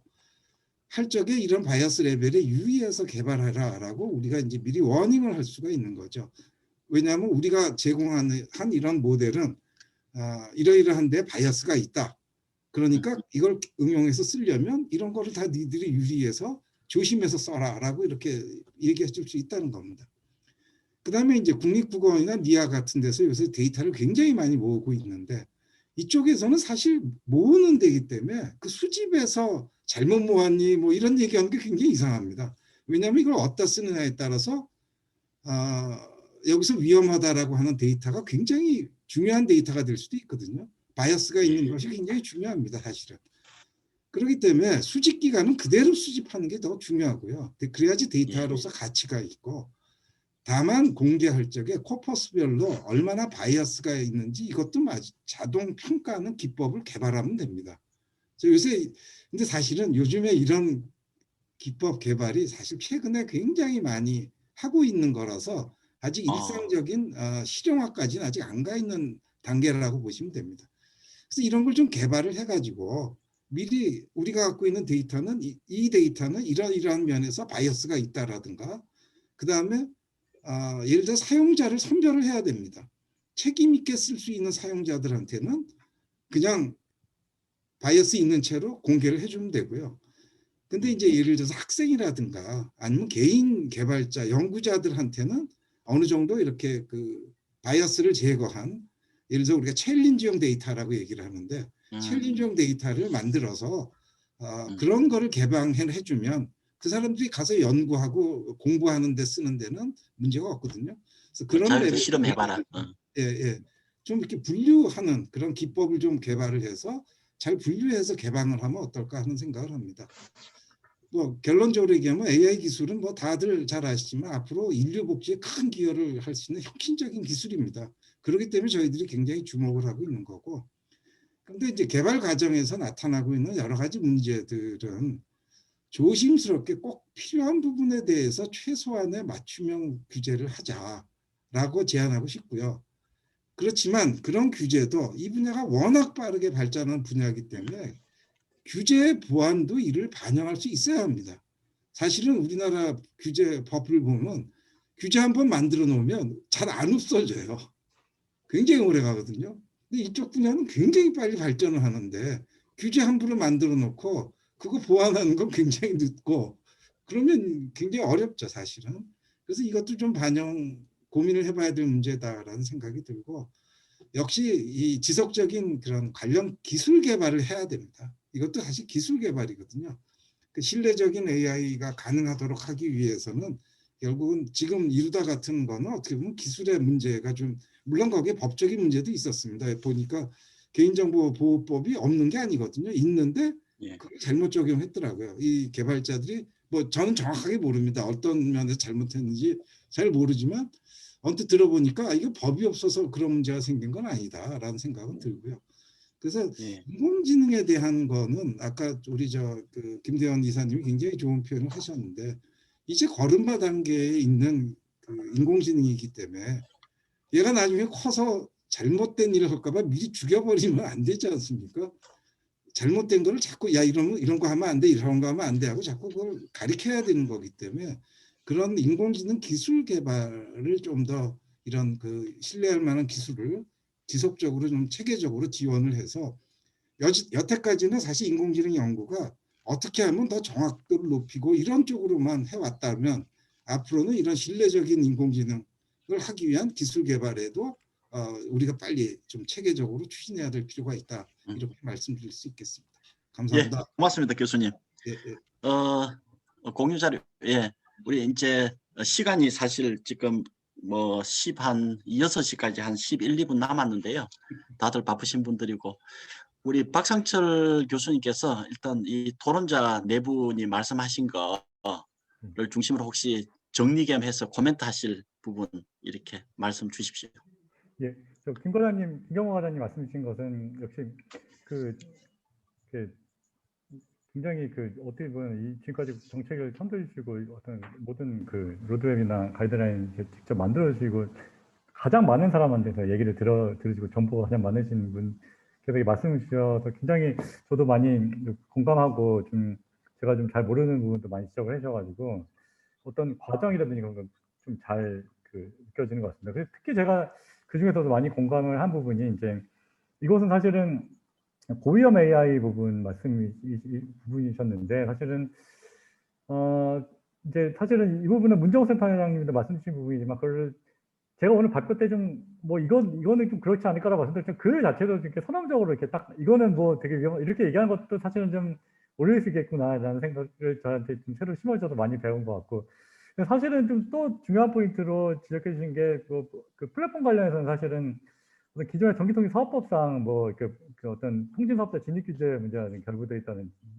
있고 그거 자체가 좀 개편되는 부분에서 지적을 주셨는데 사실은 저도 뭐 그 이후 최근에 이후에 뭐 디지털 서비스 액트라든지 뭐 그런 것들이 그냥 단순히 뭐 AI 규제 문제로만 치환될 수 없고 좀 더 종합적인 뭐 경제법적인 문제도 있고 뭐 어떤 공통된 통신 규제 문제가 결부됐다는 문제 당연히 공감합니다. 근데 제가 좀 어쨌든 지금 사실은 과장님께서 훨씬 저보다 너무 잘 아시는 영역이지만 기존의 전기통신 사업법의 규제는 사실 어떻게 보면 캐리어들 관련된 규제 전통적인 그리고 사실 캐리어들은 사전 진입 규제하는 게 맞거든요. 사실은 여러 가지 유틸리티이기 때문에 사실은 어떤 예전에 정부에서 하던 거고 그거를 민영화해가지고 이제 뭐 그렇기 때문에 사실 근데 이제 그게 부가통신 사업자라는 개념을 중심으로 이게 정보 사업자에게 그게 적용이 되면서 사실 그런 법을 가진 게 동아시아법 특징이잖아요. 그래서 영미에는 없는 그러니까 유럽이나 미국에는 없는 그러니까 중국의 정치 전신 업무라든지 뭐 일본의 뭐 예전 이제 부가통신 사업자 지금 그러니까 그런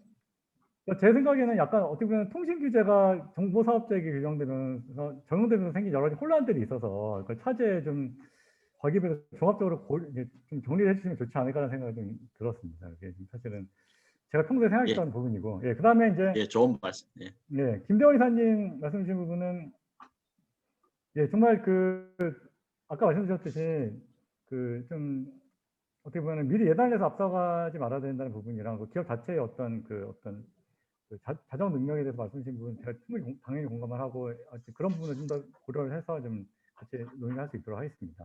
그리고 문정호 센터장님 말씀 주신 것 중에 또 이렇게 직접 이렇게 가이드라인을 이렇게 만드신 그 주체 입장에서 이제 여러 가지 실질적인 근거에 있어서 하셨다는 걸 보고 제가 그걸 많이 배운 것 같습니다. 그리고 서 교수님 말씀 주신 부분은 제가 너무 많이 좀 기술적으로 배웠고 사실 사정권 부분 저도 약간 그게 기술적으로 먼저 좀 제가 어떻게 하면 좀 제가 앞으로는 좀 다르게 얘기를 하겠다는 걸 너무 잘 가르쳐 주셔서 너무 많이 배웠고 근데 이제 저도 예전에 한번 뭐 비록 볼트나 뭐 TS3기는 아니지만 월트백이나 뭐 글로브 같은 걸로 한번 C나 C 같은 거를 뭐 코사인 시뮬러리티 같은 거 구해가지고 좀 기존 코퍼스 좀 편향도 한번 좀 계산도 한번 해보고 그랬었는데요. 좀 약간 그러니까 제 실력의 부족이 컸겠지만 약간 아직은 좀 부족하지 않나 이런 생각이 좀 들었었는데 좀 교수님 말씀 들어보니까 좀 공부를 일단 해야겠다는 생각이 좀 많이 들었고 좀 계속 그쪽 공부를 좀 진행해 보도록 하겠습니다. 그리고 시장님 지금 강도성 원장님께서 좀 하나 질문 그것도 좀 답변하겠습니다. 저한테 좀 질문을 주셔가지고 강도성 원장님 간단하게 강 원장님께서 우리나라처럼 명분론 규제 막는주의가 팽배한 나라에서 개인정보 규제가 제대로 운영될 가능성이 있을까요? 지난번 개정법 개정 과정을 보면 당초 취지와 달리 더 큰 장벽을 만들었거든요라고 지적을 하셨는데 저는 사실은 좀 개선된 점도 많이 있다고는 생각합니다. 뭐 비집결라든지 이런 거는 좀 과감한 조치였다고 생각하는데 이제 저는 제 생각에는 형사처벌이 현재와 같이 유지되면은 만약에 무효다 이런 생각이 좀 있거든요. 그러니까 아무리 뭐 막 규제를 완화하고 이래도 형사처벌이 있으면 굉장히 보수적으로 접근할 수밖에 없습니다. 맞습니다. 전과자가 되지 말아야 되기 때문에 형사처벌에 대해서 좀 단계별로 좀 위험도 리스크 베이스로 해가지고 뭐 어떤 거는 과태료로 한다든지 이런 식으로 좀 해야 되지 않나 그런 생각이 좀 들었고 맨 마지막 두 번째로 제 개인적으로 개인정보 관련 규제 중 지금 제일 먼저 바꾸고 싶은 규제를 딱 하나만 꼽는다면이라고 질문을 주셨는데 그거에 대해서 저는 위치정보보라고 생각합니다. 약간 개인정보를 사전 진입 규제를 해결하는 거는 좀 신고이긴 하지만 사실은 수리를 위한 신고이기 때문에 좀 일반적인 위험 분석상 특별 지오로케이션 데이터를 뭐 의료 데이터나 이런 거 더 엄하게 해야 될 어떤 비례적인 관계는 좀 성립하지 않는다고 생각합니다. 약간 재검토가 필요하다고 생각합니다. 예, 이상입니다. 지금 박상철 교수님, 예? 개인정보 뭐 관련된 말씀 이왕하셨으니까 제가 한 가지만 여쭤볼게요. 이루다 사건 터졌을 때 물론 이제 아까 발제에서 이제 이런 차별적인 발화가 이제 문제가 이제 되면서 논란이 생겼는데요. 결국 정부가 결국 이루다 부분에 접근하는 것은 그런 어떤 일종의 윤리적 논쟁 부분에 대한 어떤 깊이 있는 논의보다도 바로 개인정보보호법을 들어서 바로 수사에 착수했잖아요. 그래서 이 부분이 이게 어떻게 보면 약간 좀 제 개인적으로는 무슨 검찰의 별건 수사를 연상케 하는 어떤 그런 느낌을 가져다 줬거든요. 이게 이 부분에서 어떻게 생각하세요? 예, 예. 저 사실은 이제 좀 예, 분명히 그런 부분이 있다고 생각합니다. 만약에 이 문제가 이제 불거지지 않았다면은 뭐 근데 이제 사실은 이제 좀 제가 고려할지 모르겠지만 법적으로는 뭐 한 3명이 신호를 위반해도 1명만 잡으면 처벌이 좀 불가피한 면이 있어서 좀 그런 것들이 좀 안타까운 면이고 사실은 이제 개인정보 위반이 있으면 사실은 뭐 좀 시정을 해야 되는 부분은 있지만 뭐 이제 근본적으로 약간 이제 우리나라가 좀 약간 제 개인적으로 안타까운 부분은 개인정보법이 이제 무조건 다 모든 게 형사처벌이다 보니까 좀 위반을 하면은 좀 그게 좀 근본적인 문제가 아닌가. 뭐 이렇게 좀 미비한 점이 있어도 좀 일본 개보법 같은 경우는 우선 좀 기재관청에서 이제 우선 시정명령을 좀 날리고 이제 위반하면은 좀 그 다음에 뭐 처벌을 한다다가 약간 이런 시스템으로 돼 있는데 이게 좀 무조건 그냥 최초의 위반으로 바로 이제 모든 종류의 개인정보가 다 처벌이 되다 보니까 좀 이렇게 벌건 수사 비슷해지는 것에 대한 불합리성도 좀 더 크게 느껴지는 것이 아닌가 이런 생각이 듭니다. 다만 이제 위반했냐 아니냐 부분에서는 제가 좀 조심스러워서 그거는 이제 정부에서 조사하고 계시는 부분이라. 오케이. 예. 그 또 한 가지 질문인데요. 네. 지금 그 이제 교수님이 가실 전에 오셔서 이제 이걸 발표를 한다 그러니까 예. 어떤 한 기업에서 아주 절박한 내용을 담은 메일을 보내오셨습니다. 예. 그 기업은 이 사람 채용하는 과정에서 이제 AI 역량 검사를 개발하고 또 이제 그걸로 해서 굉장히 큰 시장을 일궈냈고요. 우리나라 뭐 1위를 달리는 업체고.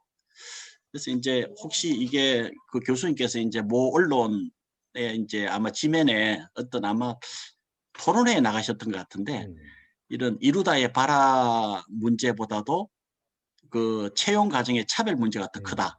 한번 조사를 해보고 싶다. 뭐 이제 이 언급을 하신 게 아주 크게 나오면서 아마 관련 업체들이 아 이게 무슨 우리가 조사를 받게 되나 뭐 이제 이런 불안감을 아마 가지시게 된 것 같아요. 그래서 제가 이제 던질 질문입니다. 그 AI를 채용 과정에서 쓰는 그런 업체들 보면 일단 이게 보조적인 지표다. 최종적인 판단은 사람을 뽑는 업체들이 하는 거다. 거기에 대한 보완적인 지표다는 걸 이야기하고 어느 그 채용 과정에서 어느 부분에 AI 기술이 활용됐다는 걸 분명히 이렇게 적시를 하고 있고 그다음에 그 AI 역량 검사를 도입한 취지가 어떤 이런 각종 우리 스펙이라든지 이런 약간 어떻게 보면 우리가 지금 불공정하고 차별적이라고 생각하는 부분을 없앰으로써 어떤 채용자들에게 어떤 어떻게 보면은 그 채용자들의 어떤 편익 후생을 더 높이고 그리고 채용하는 기업체 입장에서도 코스트도 낮추고 자기들이 원하는 이런 인재를 이렇게 영입할 수 있는 어떻게 보면은 그 수요자 공급자 모두의 편익을 올리는 쪽에 지금 기여를 하고 있는 보조적 지표다. 이렇게 이제 이야기를 하고 있거든요. 그런 관점에서 보면 AI 채용 과정에서 이 차별 부분도 어떻게 보면은 이런 AI가 채용 과정에 활용됨으로써 가져다 주는 어떤 후생이랄까 편익과 비교해 봤을 때 이게 너무 부풀려지게 되면 이게 결국 또 새로운 규제로 가서 그쪽 부분의 산업이랄까 시장이랄까 이런 어떤 부분들이 발전하는데 큰 지장이 있지 않을까 이런 우려가 들거든요.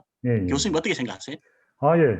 그게 사실은 아까 김경호 과장님 말씀하시고 문정 박사님 말씀하신 센터장님 말씀하신 그 내용이랑 좀 약간 일치되는데 이게 하이리스크가 뭐다 이렇게 딱 이렇게 약간 그러니까 무조건 뭐 또 하이리스크면 뭐 막 이렇게 뭐 규제되나 뭐 이렇게 나가면 안 되나 걸 좀 보여준 사례인 것 같고 제가 뭐 그때 지난번에 발표할 때 왜 좀 그렇게 전달이 되는지 잘 모르겠는데 제가 무슨 전부도 아니고 제가 어떻게 조사를 합니까? 권한 논문 선생인데 그건 좀 말이 안 되고 저는 그냥 논문이나 쓰고 외국에 뭐 나오면 그냥 그러는 거지 뭐 그런 거에 대한 걱정 제가 뭐 그런 권한도 없고 감히 뭐 제가 사업자를 뭐 근데 이제 제가 이제 근데 다만 확실한 거는 보통 리스크가 이제 그러니까 좀 우리가 좀 스크루티니를 가지고 이제 약간 좀 자세히 좀 봐야 되는 거는 맞는 것 같습니다. 그러니까 그만큼 더 사실은 좀 내부적인 어떤 공정성이나 이런 거에 대해서 좀 사회적으로 요구되는 기준이 좀 높을 수밖에 없는 건 어쩔 수 없는 부분이고 다만 특정 사업자 잘 사업을 하시는데 그게 뭐 왈가왈부할 수 있는 위치는 아니죠.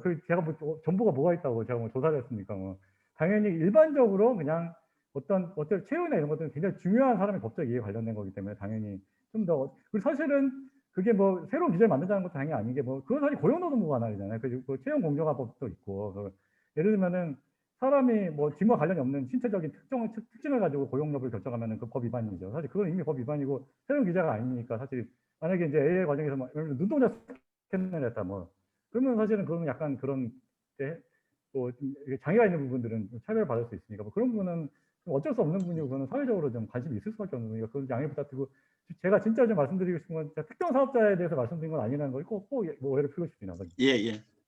그래서 아마 그 기업체에서 안 그래도 저도 이제 연락을 해보니까 이런 면접 볼 때 여러 가지 눈동자, 이 태도, 뭐 여러 가지 표정 이런 부분들이 뭐를 보기 위한 거냐 그러니까 소통 능력을 체크하는 데 들어가는 인풋 요소가 된다 그러더라고요. 그래서 이게 어떤 그 차별적인 부분하고는 좀 차원이 다르겠구나 하는 생각을 그냥 잠시 해봤고요. 제가 한 가지 참 굉장히 주목해 봐야 될 부분이 아까 이제 우리 토론자분 어느 한 분이 말씀을 하셨는데 이런 AI가 채용 과정에서 들어오면서 오히려 젊은 세대들이 훨씬 공정하다. 어떻게 보면 오히려 그거는 어떤 공정성에 대해서 의심을 하지 않는 쪽으로 이렇게 그 표를 던진다는 점에 대해서 저는 굉장히 아마 우리가 주목해 볼 필요가 있다.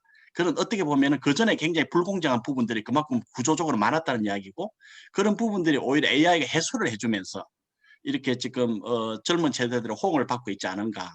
만약 그렇다고 보면 AI로 인해서 우려되는 그런 차별 문제는 어떤 큰 진화의 과정에서 보면 그전에 있던 차별 부분에 비해서는 작은 문제일 수도 있겠다. 이제 뭐 하는 그런 생각도 제가 얼핏 해봤거든요. 그래서 그냥 제가 그냥 무턱대고 교수님께 질문 한번 던져봤고요. 오늘 어쨌든 박상철 교수님 발표 자료도 너무 좋았고요. 우리 토론자분들의 토론도 어디에서도 들을 수가 없는 아주 정말 제가 볼 때는 너무 훌륭한 그런 오늘 포럼이었다고 생각합니다. 우리 가실 전에 김영호 상임대표님의 마지막 인사를 들으면서 제가 마무리 지으려고 하는데 교수님 엄소거 됐어요. 엄소거. 예. 아, 네. 듣고 보니까 정말 할 일도 많고 제가 생각했던 것보다 복잡하기도 하고 굉장히 범위가 굉장히 크네요. 그래서 오늘 정말 아주 내실 있는 발표와 토론 너무 감사드리고요. 앞으로도 과실련에 좀 관심 많이 가져주시고 저희가 대신 당당하게 할 목소리 있으면 꼭 좀 알려주십시오. 네, 다들 감사합니다. 예, 예, 사임 대표님 고맙습니다. 우리 오늘 발표하신 분 또 토론해 주신 분 너무너무 감사드리고요. 건강에 유의하시고 또 다음에 더 좋은 포럼에서 이렇게 만나 뵙겠습니다. 예, 안녕히 계십시오.